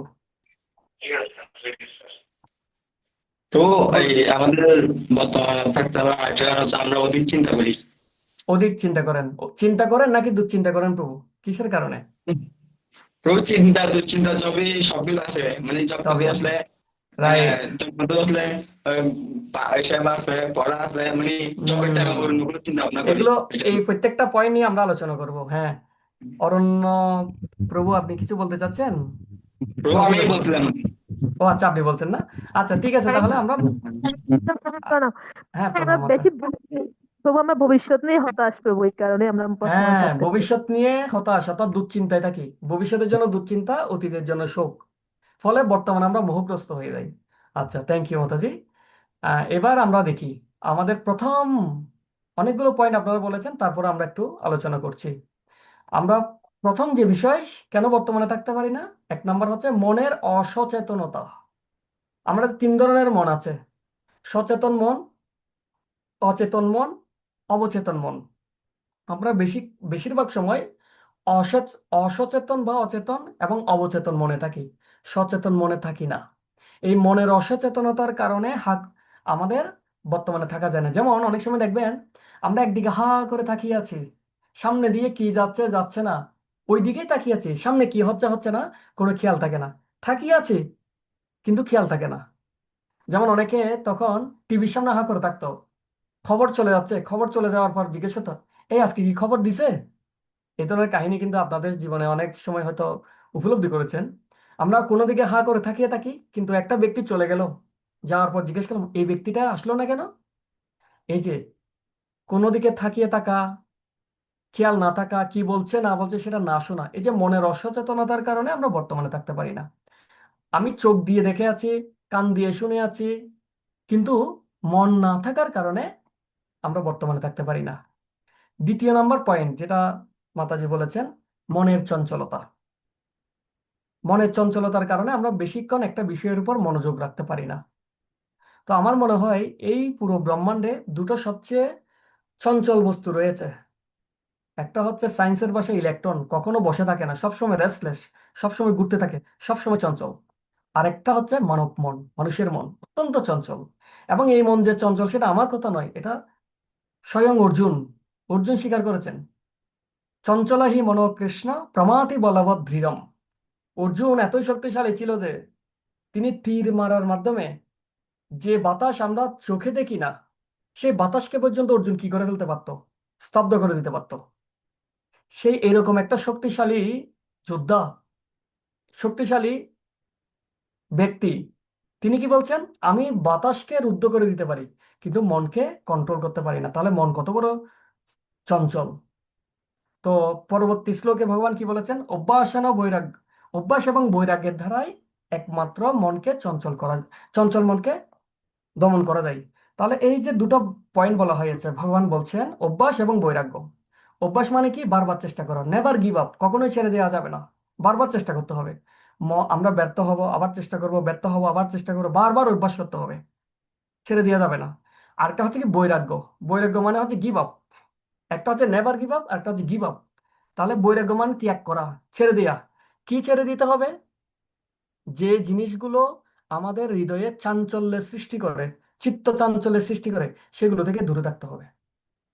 মোবাইল নিলে যদি আমার খারাপ চিন্তা ভাবনা আসে, মোবাইল থেকে দূরে থাকতে হবে। যে যে বিষয়গুলো আমার হৃদয়ে বা চিত্তে চাঞ্চল্যতার সৃষ্টি করে, সেই বিষয়গুলো থেকে দূরে থাকতে হবে, সেগুলো ছেড়ে দিতে হবে, সেগুলোর প্রতি বৈরাগ্য প্রদর্শন করতে হবে। ভগবান নিজেই বলেছেন, দুটো সলিউশন দিয়েছেন, একটা হচ্ছে অভ্যাস, আর একটা হচ্ছে বৈরাগ্য। অভ্যাস মানে কি? বারবার চেষ্টা মনকে দমন করার জন্য, আবার আত্মার অধীনে ফিরিয়ে নিয়ে আসার জন্য। আর বৈরাগ্য মানে কি? যেগুলোর ফলে আমার মনটা চঞ্চল হয়ে যায়, সেগুলোকে বাদ দিতে হবে, সেগুলো পরিহার করার চেষ্টা করতে হবে। তাহলে আমরা বর্তমানে থাকতে পারবো। 2 নম্বর পয়েন্ট। 3 নম্বর হচ্ছে কি? দুশ্চিন্তা। আমাদের জীবনে দুশ্চিন্তা সবচেয়ে বড় ফ্যাক্টর হিসেবে কাজ করে, যেটা আমাদেরকে এক কাজের মধ্যে অন্য কাজের দুশ্চিন্তার ফলে যে কাজটা করতে গেছি সেই কাজটা ভালোভাবে করতে পারি না। জব করার সময় টাকা পয়সার চিন্তা, জব করার সময় পরীক্ষার চিন্তা, দুশ্চিন্তা। এই দুশ্চিন্তা আমাদের মেইন কাজটাকে হালকা করে দেয়, ফলাফলটা কমিয়ে দেয়। এবার এই দুশ্চিন্তাকে দূরে রাখার জন্য আমি দুটো জাগতিক সমাধান বলবো, দুটো আধ্যাত্মিক সমাধান বলবো। তো যে দুইটা জাগতিক জাগতিক সমাধান, এই দুটো জাগতিক সমাধান আমি ব্যক্তিগতভাবে ফিল করেছি অনেক বেশি ইফেক্টিভ। আপনারাও চেষ্টা করে দেখতে পারেন। আমি ব্যক্তিগতভাবে ফিল করেছি দুশ্চিন্তা মুক্ত হওয়ার জন্য যে দুইটা জাগতিক সমাধান খুবই ইফেক্টিভ। আর আধ্যাত্মিক দুটো সমাধান রয়েছে। প্রথমে আমরা জাগতিক সমাধানটা একটু দেখি। জাগতিক সমাধানের প্রথম হচ্ছে কি? যে কোনো কাজকে ইম্পর্ট্যান্ট বাট নট আর্জেন্টে করে ফেলা। তো আপনারা যারা অনঙ্গ মোহন প্রভুর টাইম ম্যানেজমেন্ট কোর্সটা করেছেন, আপনারা জানবেন আমরা আমাদের জীবনের কাজকে 4টা কোয়াড্রেন্টে ভাগ করতে পারি। একটা হচ্ছে কি? Urgent and important. কিছু কাজ হচ্ছে আর্জেন্ট অ্যান্ড ইম্পর্টেন্ট, যেমন ওয়াশরুমে যাওয়া, এটা ইম্পর্টেন্ট। ওয়াশরুমে না গেলে শরীর ক্ষতি হবে, এবং এটা আপনি রোধও করতে পারবেন, এটা যেতেই হবে। তো এই কাজগুলো হচ্ছে আর্জেন্ট অ্যান্ড ইম্পর্টেন্ট। এই ধরনের কাজ যেগুলো আছে, কোথাও আগুন লেগেছে, ঘরে আগুন লেগেছে, আমাকে এই মুহূর্তে ঘর থেকে বেরিয়ে যেতে হবে, এটা হচ্ছে আর্জেন্ট অ্যান্ড ইম্পর্টেন্ট। এই আর্জেন্ট অ্যান্ড ইম্পর্টেন্ট কাজগুলো তৎক্ষণাৎ করে ফেলতে হবে, বাকি রাখা যাবে না। আর কিছু কাজ আছে নট আর্জেন্ট, নট ইম্পর্টেন্ট। যেমন কোথাও আইপিএল হচ্ছে, এটা আমার জন্য দেখাটা ইম্পর্টেন্ট না, আর্জেন্টও না, আমি চাইলে সেটা বাদ দিতে পারি। Not urgent, not important. এবার হচ্ছে আর্জেন্ট বাট নট ইম্পর্টেন্ট। যেমন ধরুন আপনার আশেপাশে কোনো একটা স্টেডিয়ামে লিওনেল মেসি এসেছে, বিশ্ববিখ্যাত ফুটবল জগতের তারকা। তো আমি যদি 2 ঘন্টার জন্য তিনি স্টেডিয়ামে থাকবেন, তো আমি যদি ওনাকে দেখতে চাই, আর্জেন্টলি 2 ঘন্টার মধ্যে যেতেই হবে। কিন্তু ওনাকে দেখাটা আমার জন্য ইম্পর্টেন্ট না, না দেখলেও কি আর আসে যাই, তাই না? তাহলে এটা হচ্ছে আর্জেন্ট বাট নট ইম্পর্টেন্ট। আরেকটা ক্যাটাগরি রয়েছে, সেটা হচ্ছে ইম্পর্টেন্ট বাট নট আর্জেন্ট। মানে করলে ভালো, করা আমার জন্য ভালো, কিন্তু এখন আর্জেন্ট না। এখন আপনারা আমাকে বলুন যে কোন ক্যাটাগরিতে কাজ করে ফেললে সবচেয়ে উত্তম হয়? Urgent and important, not urgent not important, not urgent important, important but not urgent. আশা করি আপনারা হয়তো বুঝতে পেরেছেন কোন ক্যাটাগরিতে কাজটা করে ফেললে সবচেয়ে ভালো হয়।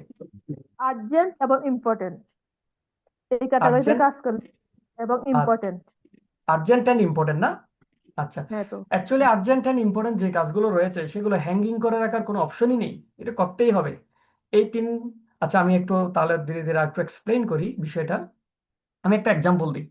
মনে করুন কোন একটা স্টুডেন্টের পরীক্ষা আছে, আজকে হচ্ছে মঙ্গলবার, আগামী মঙ্গলবার তার একটা পরীক্ষা আছে। তার এই পরীক্ষার জন্য তার 3 দিন পড়াশোনা করলে সে ভালো রেজাল্ট করতে পারবে, A+ পাবে। তাহলে কিন্তু হাতে সময় আছে 7 দিন।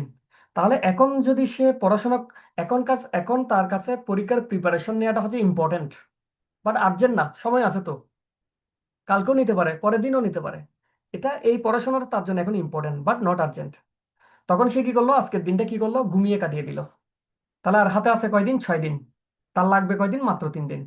তো পরের দিন গিয়ে চিন্তা করলো, আরে আমার এখনো এই পড়াশোনাটা হচ্ছে আমার জন্য ইম্পর্টেন্ট, এখন আর্জেন্ট না, আরো সময় আছে তো। সে কি করলো, একটা প্রোগ্রামে চলে গেল। তাহলে 2 দিন চলে গেল, আর হাতে রইলো 5 দিন, এক্সট্রা সময় আছে আরো 2 দিন। এখনো তার কাছে কাজটা হচ্ছে ইম্পর্টেন্ট বাট নট আর্জেন্ট। তার কাছে কোনো টেনশন নেই, কেন, সময় আছে তো, সে পড়তেই পারে চাইলে। পরের দিন দেখা গেল পরিবার থেকে ফোন আসলো, বাড়ি যেতে হবে, কোনো একজন ব্যক্তি মারা গিয়েছেন, তাকে সেখানে চলে যেতে হচ্ছে পড়াশোনা না করে। এখনো পর্যন্ত 7 দিনের মধ্যে 3 দিন চলে গেল, আরো আছে 4 দিন, সময় লাগবে মাত্র 3 দিন পড়াশোনা শেষ করতে। তাহলে একদিন যেহেতু বেশ এক্সট্রা আছে, তার জন্য পড়াশোনাটা হচ্ছে ইম্পর্টেন্ট বাট এখনো আর্জেন্ট না, সময় আছে তো। এর পরের দিন সে যখন বাড়িতে আসলো, হয়ে গেল অসুস্থ। অসুস্থতায় আর একটা দিন চলে গেল। তাহলে এখন কিন্তু তার হাতে সময় আছে 3 দিন, পড়াশোনা করার জন্য লাগবে 3 দিন। সুতরাং এখন তার কাছে সেটা ইম্পর্টেন্ট বাট নট আর্জেন্ট নেই। এখন আর্জেন্ট অ্যান্ড ইম্পর্টেন্টে চলে গেছে, এখন তাকে পড়তেই হবে। ভালো ভালো রেজাল্ট করতে হলে তাকে পড়তেই হবে। এখন দেখুন, যখন ইম্পর্টেন্ট বাট নট আর্জেন্টে ছিল, তখন তার কোনো টেনশন ছিল না, দুশ্চিন্তা ছিল না। যেই মাত্র কাজটা ইম্পর্টেন্ট বাট নট আর্জেন্ট থেকে আর্জেন্ট অ্যান্ড ইম্পর্টেন্টে চলে গেছে, তখনই তার মধ্যে টেনশন শুরু হলো, দুশ্চিন্তা শুরু হলো। বাই চান্স যদি আমি আরেকটা দিন হারিয়ে যাই, যদি পড়তে না পারি। ধরুন দেখা গেল সে এমন অসুস্থ হলো, আরেকটা দিন চলে গেল, তার পড়াশোনার সময় লাগবে 3 দিন কিন্তু হাতে আছে 2 দিন। চিন্তা করে দেখুন তো দুশ্চিন্তাটা কি লেভেলের বাড়বে। তখন সে কি করবে, না না, A+ আমার দরকার নেই, আমি কোনো মতে 60-70 পেলেই হলো। আস্তে আস্তে টার্গেটটা কমে যাচ্ছে। চাইলে সে ইম্পর্টেন্ট বাট নট আর্জেন্ট, ওই সময়টাতে তার কোনো দুশ্চিন্তা ছিল না। চাইলে সে প্রথম 3 দিন পড়াশোনা করে বাকি 3 দিন ঘুরে বেড়াইতে পারতো, কোনো দুশ্চিন্তা তার কাজ করতো না, যদি সে ইম্পর্টেন্ট বাট নট আর্জেন্টে কাজটা করে ফেলতো। এখন যেহেতু সে আর্জেন্ট ইম্পর্টেন্ট ক্যাটাগরিতে চলে আসছে, সময় যতই যাচ্ছে তার টেনশন ততই বাড়ছে, দুশ্চিন্তা ততই বাড়ছে। এবং বিলিভ ডেট, দুশ্চিন্তাগ্রস্ত অবস্থায় মানুষের কাজ ভালো হয় না এবং অনেকগুলো সময়ের অপচয় হয়। সুতরাং আমরা একটা স্টাডির উদাহরণ দিয়ে বুঝালাম। সেটা একটা, আমরা সবাই চাকরি জীবনে আছি। আমাদের চাকরির ক্ষেত্রেও হতে পারে, কোনো বস কোনো একটা কাজ দিয়েছে, 7 দিনের পর ডেডলাইন, 3 দিনে কাজ শেষ করতে পারবো। আমি চাইলে প্রথম 3 দিন কাজটা করে রিল্যাক্সে থাকতে পারি, কোনো টেনশন নেই, আমি তো কাজ করে ফেলছি। কিন্তু আমি সেটা যদি হ্যাং করে রেখে পরের 3 দিনে চলে যাই, পরের 3 দিনে যে কোনো মুহূর্তে যে কোনো আর্জেন্ট কিছু চলে আসতে পারে, তখন হয় ঘুম বাদ দিতে হবে, না হয় পরিবার বাদ দিতে হবে, না হয় সাধনা বাদ দিতে হবে। এভাবে আমরা আস্তে আস্তে দুশ্চিন্তার বলয়ের মধ্যে ঢুকে যাই। সুতরাং যারা বুদ্ধিমান, তারা আর্জেন্ট অ্যান্ড ইম্পর্টেন্টের জন্য কাজটাকে ঝুলিয়ে না রেখে আগে থেকে পরিকল্পনা করে ইম্পর্টেন্ট বাট নট আর্জেন্ট ক্যাটাগরিতে কাজটা করে ফেলেন। এবং এটা হচ্ছে আমার জানা মতে, আমি ব্যক্তিগত জীবনে সবচেয়ে প্র্যাকটিক্যাল এক্সাম্পল দুশ্চিন্তা মুক্ত থাকা। আরেকটা হচ্ছে কি, রোড ম্যাপ। এই যে অনেকে বলি আমরা, জবের সময় পড়ার চিন্তা, পড়ার সময় জবের চিন্তা, বা আরতির সময় চাকরির চিন্তা। এটা কেন হয়? কারণ আমাদের রোড ম্যাপ থাকে না, আমাদের কোনো প্ল্যান থাকে না। প্ল্যান না থাকার কারণে আমরা এক কাজের সময় অন্য কাজের চিন্তায় বিভোর হয়ে পড়ি। সুতরাং এটার জন্য আমাদের কি করতে হবে, একটা প্ল্যান করতে হবে। আমি এত বছরের মধ্যে এই জিনিসগুলো অর্জন করতে চাই।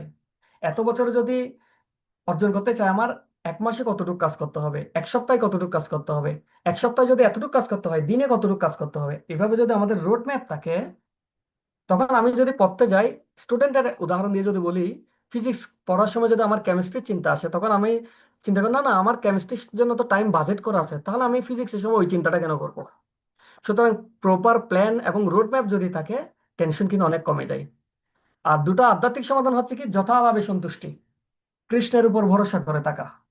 শাস্ত্রে বলা হয়েছে ভাগবতমে, ধয়া সর্বভূতেষু সন্তুষ্ট যেন কেন বা সর্বেন্দ্রিয় পশ্যন্তাচ্ছ তুষ্যতে আশু জনার্দন। অর্থাৎ, যিনি সর্বভূতে দয়া, যথালাভে সন্তোষ, বিষয় থেকে সমস্ত ইন্দ্রিয়ের নিগ্রহ, এইসবের দ্বারা ভগবান জনার্দন শীঘ্রই প্রসন্ন হন। কেউ যদি যথালাভে সন্তোষ, ভগবান কৃপা করে আমাকে যা দিয়েছেন তাতেই যদি আমি সন্তুষ্ট হই, ভগবান খুবই সন্তুষ্ট হন। ভগবদ গীতায় বলা হয়েছে, কি বলা হয়েছে, চতুর্থ অধ্যায়ের 22 নম্বর শ্লোকে, যদ্দিচ্ছলা বা সন্তুষ্ট দ্বন্দ্ব অতীত বিমৎসর সমসিদ্ধ বা অসিদ্ধ চ কৃত্যাপি না নিবদ্ধতে। যিনি অনায়াসে যা লাভ করেন তাতেই সন্তুষ্ট থাকেন, যিনি সুখ দুঃখ রাগ দেশ আদি দ্বন্দ্বের বশীভূত হন না এবং মাৎসর্য শূন্য, যিনি কার্যের সাফল্য অসাফল্যে অবিচলিত থাকেন, তিনি কর্ম সম্পাদন করলেও কর্মফলের দ্বারা কখনো আবদ্ধ হন না। অর্থাৎ যথালাভে সন্তুষ্টির মাধ্যমে আমরা কি করতে পারি? দুশ্চিন্তাগ্রস্ত হওয়া থেকে মুক্ত থাকতে পারি। এটা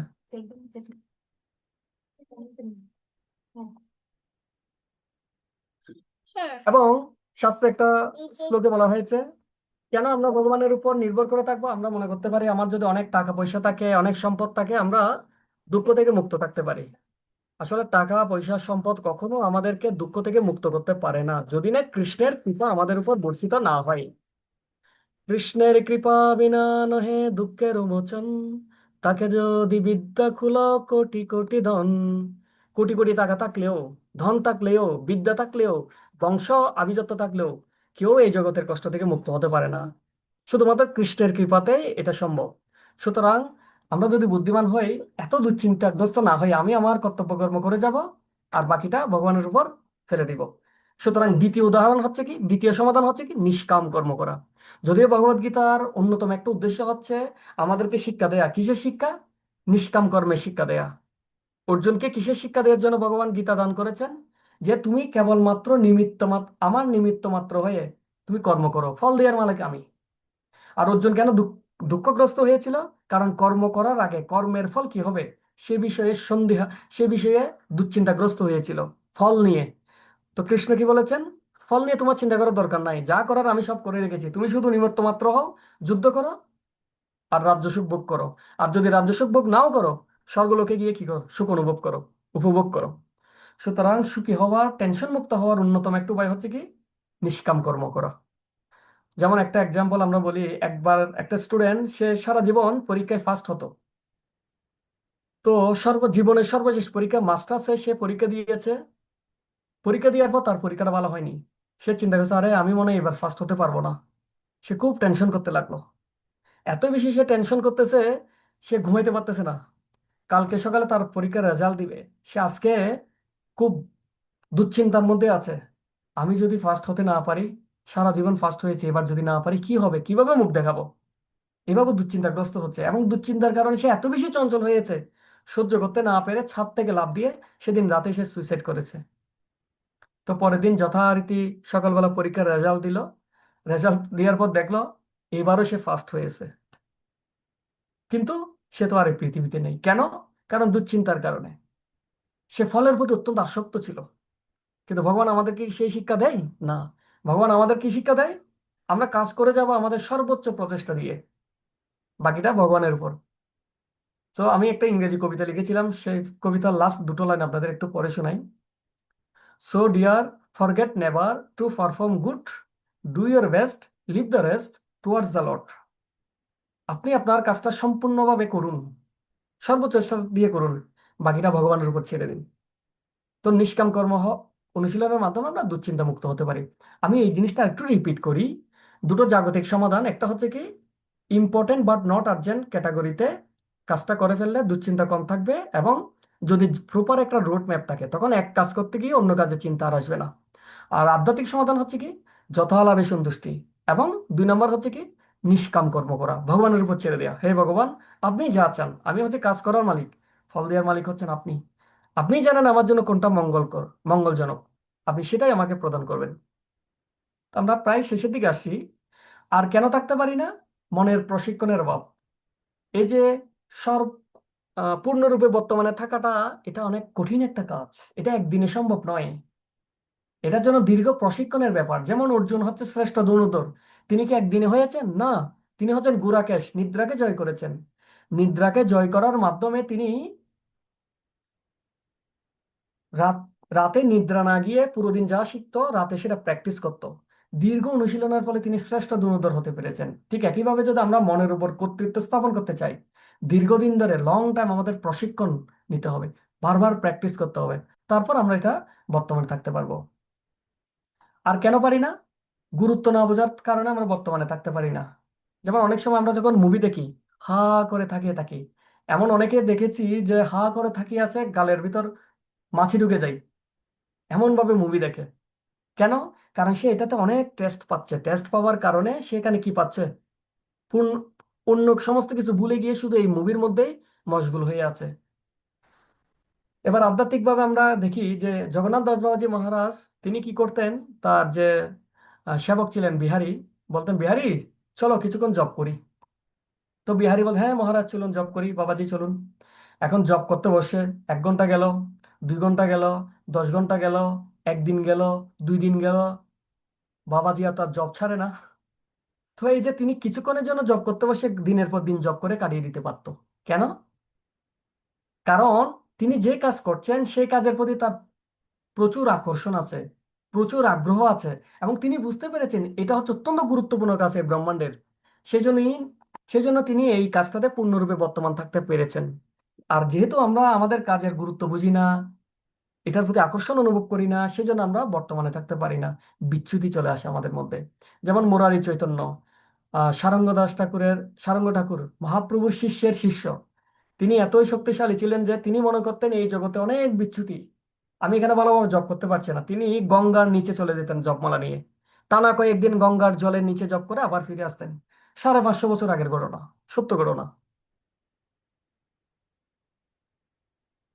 এরপর হচ্ছে কি মোহগ্রস্ততা। মোহগ্রস্ততা মানে হচ্ছে কি কি করতে হবে কি করতে হবে না, কি করা উচিত, এগুলো বুঝতে না পেরে বোকার মতো বসে থাকা।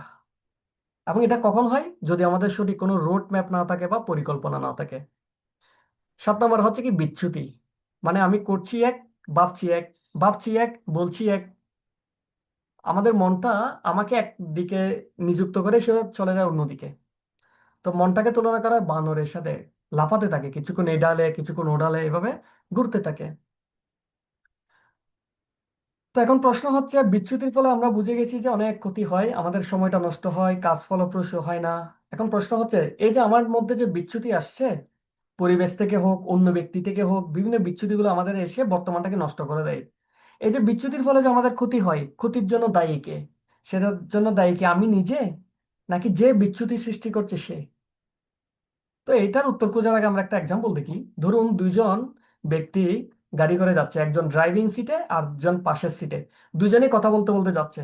হঠাৎ করে এমন একটা জায়গায় গেল, অনেক সুন্দর সিনারিও। তো পাশের ব্যক্তিকে বললো, দেখো দেখো দেখো কি সুন্দর কি সুন্দর কি সুন্দর। তখন সে ড্রাইভিং এর কথা ভুলে গিয়ে ওইদিকে হা করে তাকিয়ে আছে।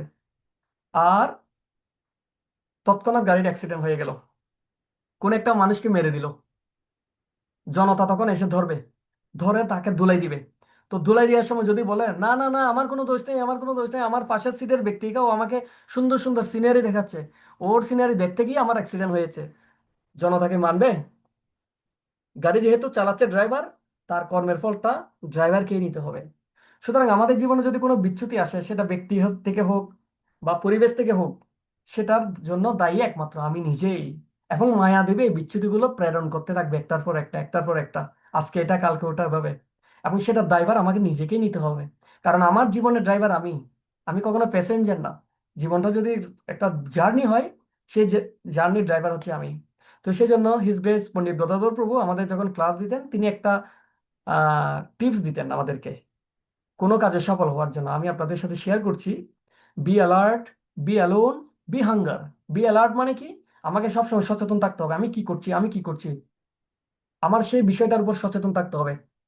বি অ্যালোন, আমি যে কাজটা করছি সেটাই করবো আর বাকি সব ভুলে যাব। অ্যালোন, একাকী হয়ে যেতে হবে। বি হাঙ্গার, বি হাঙ্গার মানে ক্ষুধার্ত হতে হবে। আমি যে কাজটা করছি সেটা যদি আমার খিদে না থাকে, সেটার প্রতি যদি আমার তৃষ্ণা বা আকর্ষণ না থাকে, সে কাজটা আমি বেশিক্ষণ করতে পারবো না।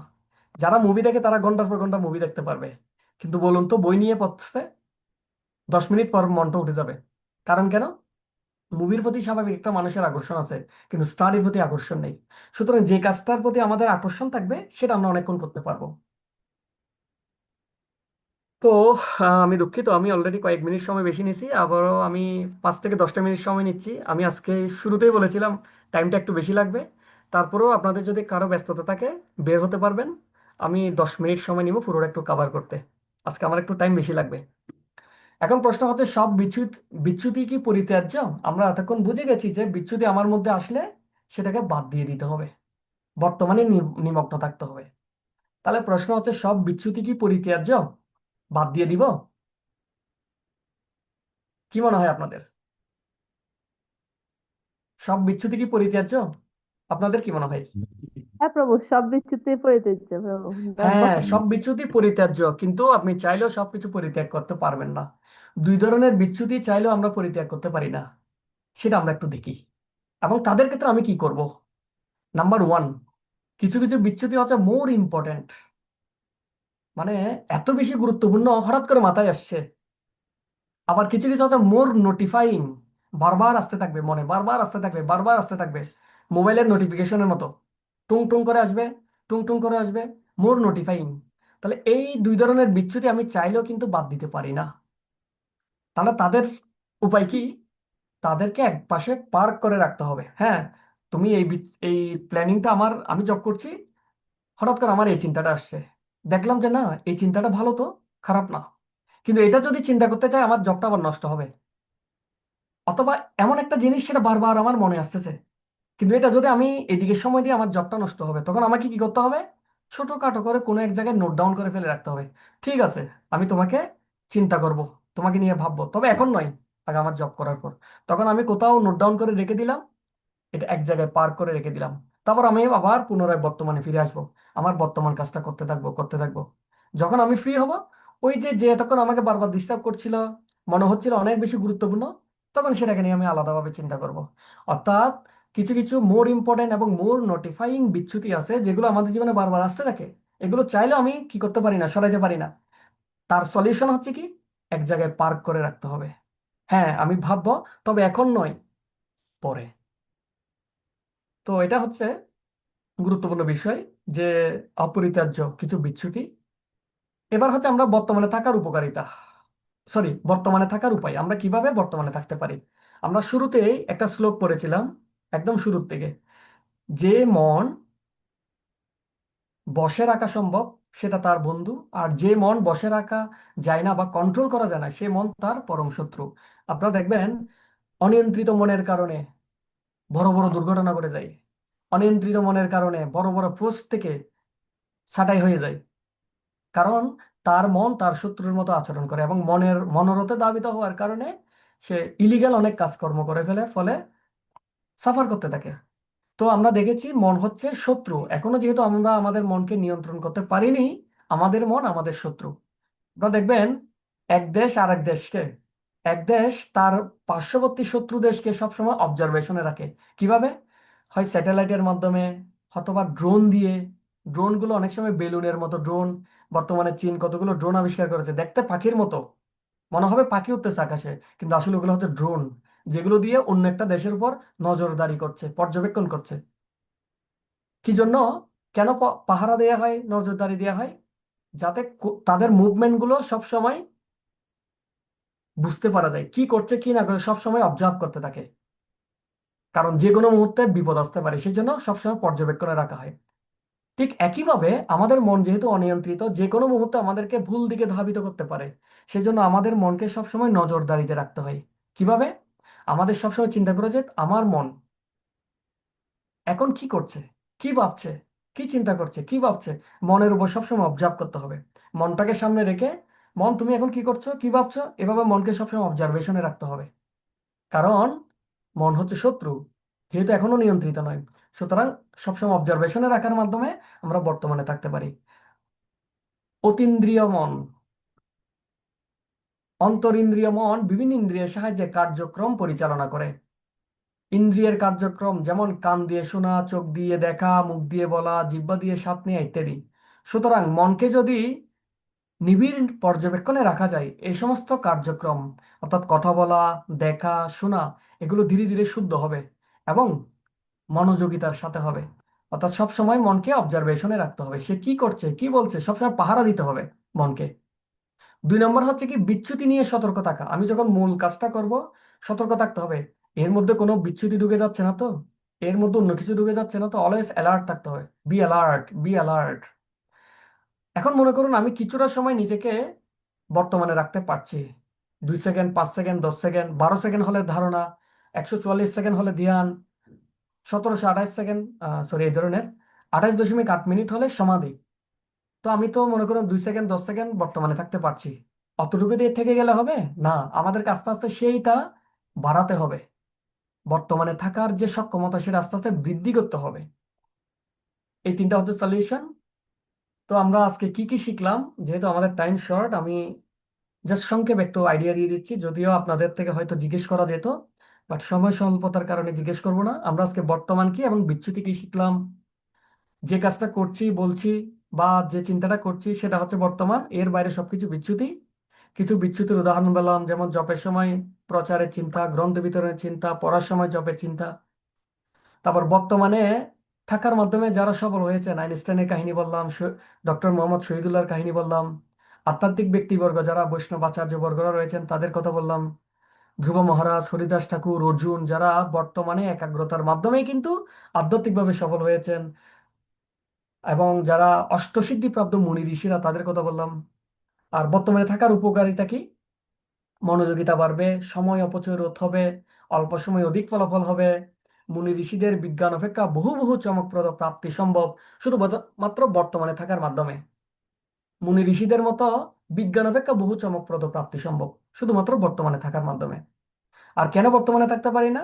মনের অসচেতনতা, মনের চঞ্চলতা, দুশ্চিন্তা, প্রশিক্ষণের অভাব, মোহগ্রস্ততা, যা করছি তার প্রতি কোনো আকর্ষণ না থাকা। এবং উপায় কি? মনের চঞ্চলতা, দুশ্চিন্তার জন্য আমরা গুরুত্বপূর্ণ দুটো জাগতিক এবং দুটো আধ্যাত্মিক উদাহরণ দিয়েছিলাম। জাগতিকটা হচ্ছে কি? ইম্পর্টেন্ট বাট নট আর্জেন্ট ক্যাটাগরিতে জীবনের সমস্ত কাজ করে ফেলা এবং একটা রোড ম্যাপ থাকা। আর আধ্যাত্মিক হচ্ছে কি? যথা লাভে সন্তুষ্টি। কৃষ্ণ আমার কর্মফল, আমার দেহ, আমার প্রবৃত্তি, আমার নেচারের উপর ভিত্তি করে যা দিয়েছে তাতে সন্তুষ্ট থাকার অনুশীলন করা এবং নিষ্কাম কর্ম করার অনুশীলন করা। আমি কাজ করে যাব, ফল দিবেন ভগবান। এরপর আমরা অপরিত্যাজ্য বিচ্যুতিগুলো সম্পর্কে জানলাম, যেগুলো বারবার আসবে তাদের কি করতে হবে? এক জায়গায় পার্ক করে রাখতে হবে, যেমন মোর ইম্পর্টেন্ট বিচ্যুতি, মোর নোটিফাইং বিচ্যুতি। আর বর্তমানে থাকার উপায় কি? সবসময় নজরদারিতে রাখতে হবে। মন যেহেতু অনিয়ন্ত্রিত, তাই শত্রু সবসময় পাহারায় রাখতে হবে, বিচ্যুতি নিয়ে সতর্কতা থাকতে হবে, এবং বর্তমানে থাকার সময়টা প্রতিনিয়ত বাড়ানোর চেষ্টা করতে হবে। সো আমরা একদম শেষের দিকে আমরা সবাই মিলে একটা স্লোগান বলবো। যদি আপনারা পারেন আপনারাও মাইক্রোফোন অন করে বলতে পারেন। স্লোগানটা হচ্ছে কি? Catch the present, utilize the present, minimize the deviation, minimize the maya and maya become successful. মানে বর্তমানকে ধরুন, বর্তমানকে সদ্ব্যবহার করুন, বিচ্যুতিকে কমান, মায়াকে কমান, তার ফলে কি হবে? সফল হন। এবার আমরা দেখব আমাদের এই ক্লাসের একটা শেষ কথা, যে কথাটা ক্যারি করে নিয়ে যাবো আমরা সবাই বাড়িতে। শেষ কথাটা হচ্ছে কি? এই পুরো ক্লাসের একটা সারমর্ম দিচ্ছি দুটো লাইনে। শেষ কথাটা হচ্ছে কি? এক, খুবই গুরুত্বপূর্ণ, আমি যখন যা করছি পূর্ণ মনোযোগ সহকারে শুধু তাই করব, এছাড়া আর অন্য কিছু করব না, ভাববো না। 2 নাম্বার, সবসময় চেক করব আমি কি বর্তমানে আছি নাকি বিচ্যুতিতে আছি। এই দুটা লাইন হচ্ছে আমার পুরো ক্লাসের সারমর্ম। এই দুইটাই শেষ কথা, এই দুইটাই হচ্ছে আমাদের ক্যারি করে নিয়ে যাওয়ার প্রচেষ্টা করা উচিত। এবং আমরা অনেক কিছু দেখেছি, অনেক কিছু শুনেছি বর্তমান সম্পর্কে, ঠিক কিনা? তো বর্তমানটা যদি এতই গুরুত্বপূর্ণ হয় সেটা আমাদের জীবনে প্রয়োগ করা উচিত। হ্যাঁ, অবশ্যই উচিত। তো এখন আমি চেষ্টা করলে হবে, যে কোনো কার্যসিদ্ধির জন্য দুটো জিনিস দরকার, একটা হচ্ছে নিজের প্রচেষ্টা, আর একটা হচ্ছে ভগবানের কৃপা। তো যেহেতু ভগবানের কৃপা বিনা কোনো কিছুই সম্ভব নয়, আমরা সবাই মিলে ভগবানের কাছে একটা প্রার্থনা করার মধ্য দিয়ে আজকে আমাদের ক্লাসের সমাপ্তি ঘোষণা করব। তাহলে আপনারা কি প্রস্তুত আমার সাথে প্রার্থনাটা করার জন্য? আপনারা কি ইচ্ছুক? যদি আপনারা ইচ্ছুক হন, প্রথমে আমি বলবো, আমার পরপর আপনারা বলবেন, তাহলে একটা সুন্দর দেখাবে। আমরা প্রার্থনার মধ্য দিয়ে ভগবানের কাছে আজকের ক্লাসটা এখানে সমাপ্তি ঘোষণা করব, এবং সবসময় বর্তমান ও বিচ্যুতি নিয়ে সতর্ক থাকার একটু চেষ্টা করব প্রতিটা কাজে, প্রতিটা মুহূর্তে। তো আমরা একটু প্রার্থনা করি। হে প্রভু, হে প্রভু, আপনি সমস্ত জীবের প্রতিপালক, আপনি কাল রূপে জীবের সর্বস্ব হরণ করে থাকেন। আপনি এই কালযুগে জীবের সর্বস্মরণ করে থাকেন। কিন্তু যারা সর্বদা আপনার সেবায় নিয়োজিত কিন্তু যারা সর্বদা আপনার সেবায় নিয়োজিত চন্দ্র এবং সূর্যও তাদের আয়ু তথা কাল হরণ করতে পারে না। চন্দ্র এবং সূর্য তাদের আয়ু তথা কাল হরণ করতে পারেন। আমার এতই দুর্ভাগ্য যে এতই দুর্ভাগ্য যে আমি মায়ার প্রভাবে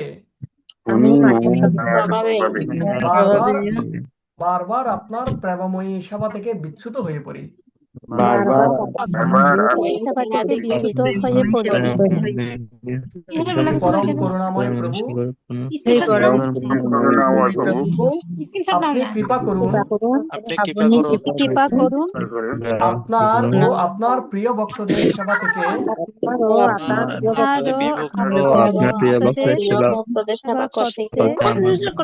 আমার যেন কখনো বিচ্যুতি না ঘটে এবং প্রতিটা মুহূর্তে যেন প্রেমময়ী সেবায় পূর্ণরূপে বর্তমান থাকতে পারি। হরে কৃষ্ণ, আপনাদেরকে অসংখ্য ধন্যবাদ। অনেক দীর্ঘ সময় ধরে আমি আসলে একটু বেশি সময় নিয়েছি এবং দীর্ঘ সময় ধরে আপনারা শ্রবণ করেছেন। আপনারা একটু আশীর্বাদ করবেন যে থিওরিটিক্যাল কথাবার্তাগুলো বললাম সেটা যাতে প্র্যাকটিক্যালি আসলে অনেক কঠিন, মুখে বলা সহজ, বাস্তবে পালন করা অনেক কঠিন, সেটা যাতে আমি নিজেও ব্যক্তিগত জীবনে প্রয়োগ করতে পারি। সবাই আশীর্বাদ করবেন। হরে কৃষ্ণ, ধন্যবাদ সবাইকে। কৃষ্ণ আমাদের জন্য আশীর্বাদ করবেন প্রভু, আমরা যেন হরে কৃষ্ণ, অভ্যাস করতে পারি। হরে কৃষ্ণ। হরে কৃষ্ণ। আপনাদেরকে অসংখ্য ধন্যবাদ। প্রতি মঙ্গলবার আপনারা যুক্ত হয়ে যাবেন এভাবে। হ্যাঁ, জগৎগুরু শিল প্রভুপাদ কি জয়। এবং জয় প্রকাশ প্রভাত। প্রকাশ প্রভুর জন্য আমরা সবাই একবার প্রার্থনা করি। হরে কৃষ্ণ হরে কৃষ্ণ হরে রাম রাম রাম হরে হরে। জয় শিল প্রভুপাদ কি জয়। ধন্যবাদ প্রভু। হ্যাঁ, শিল প্রভুপাদ জয়।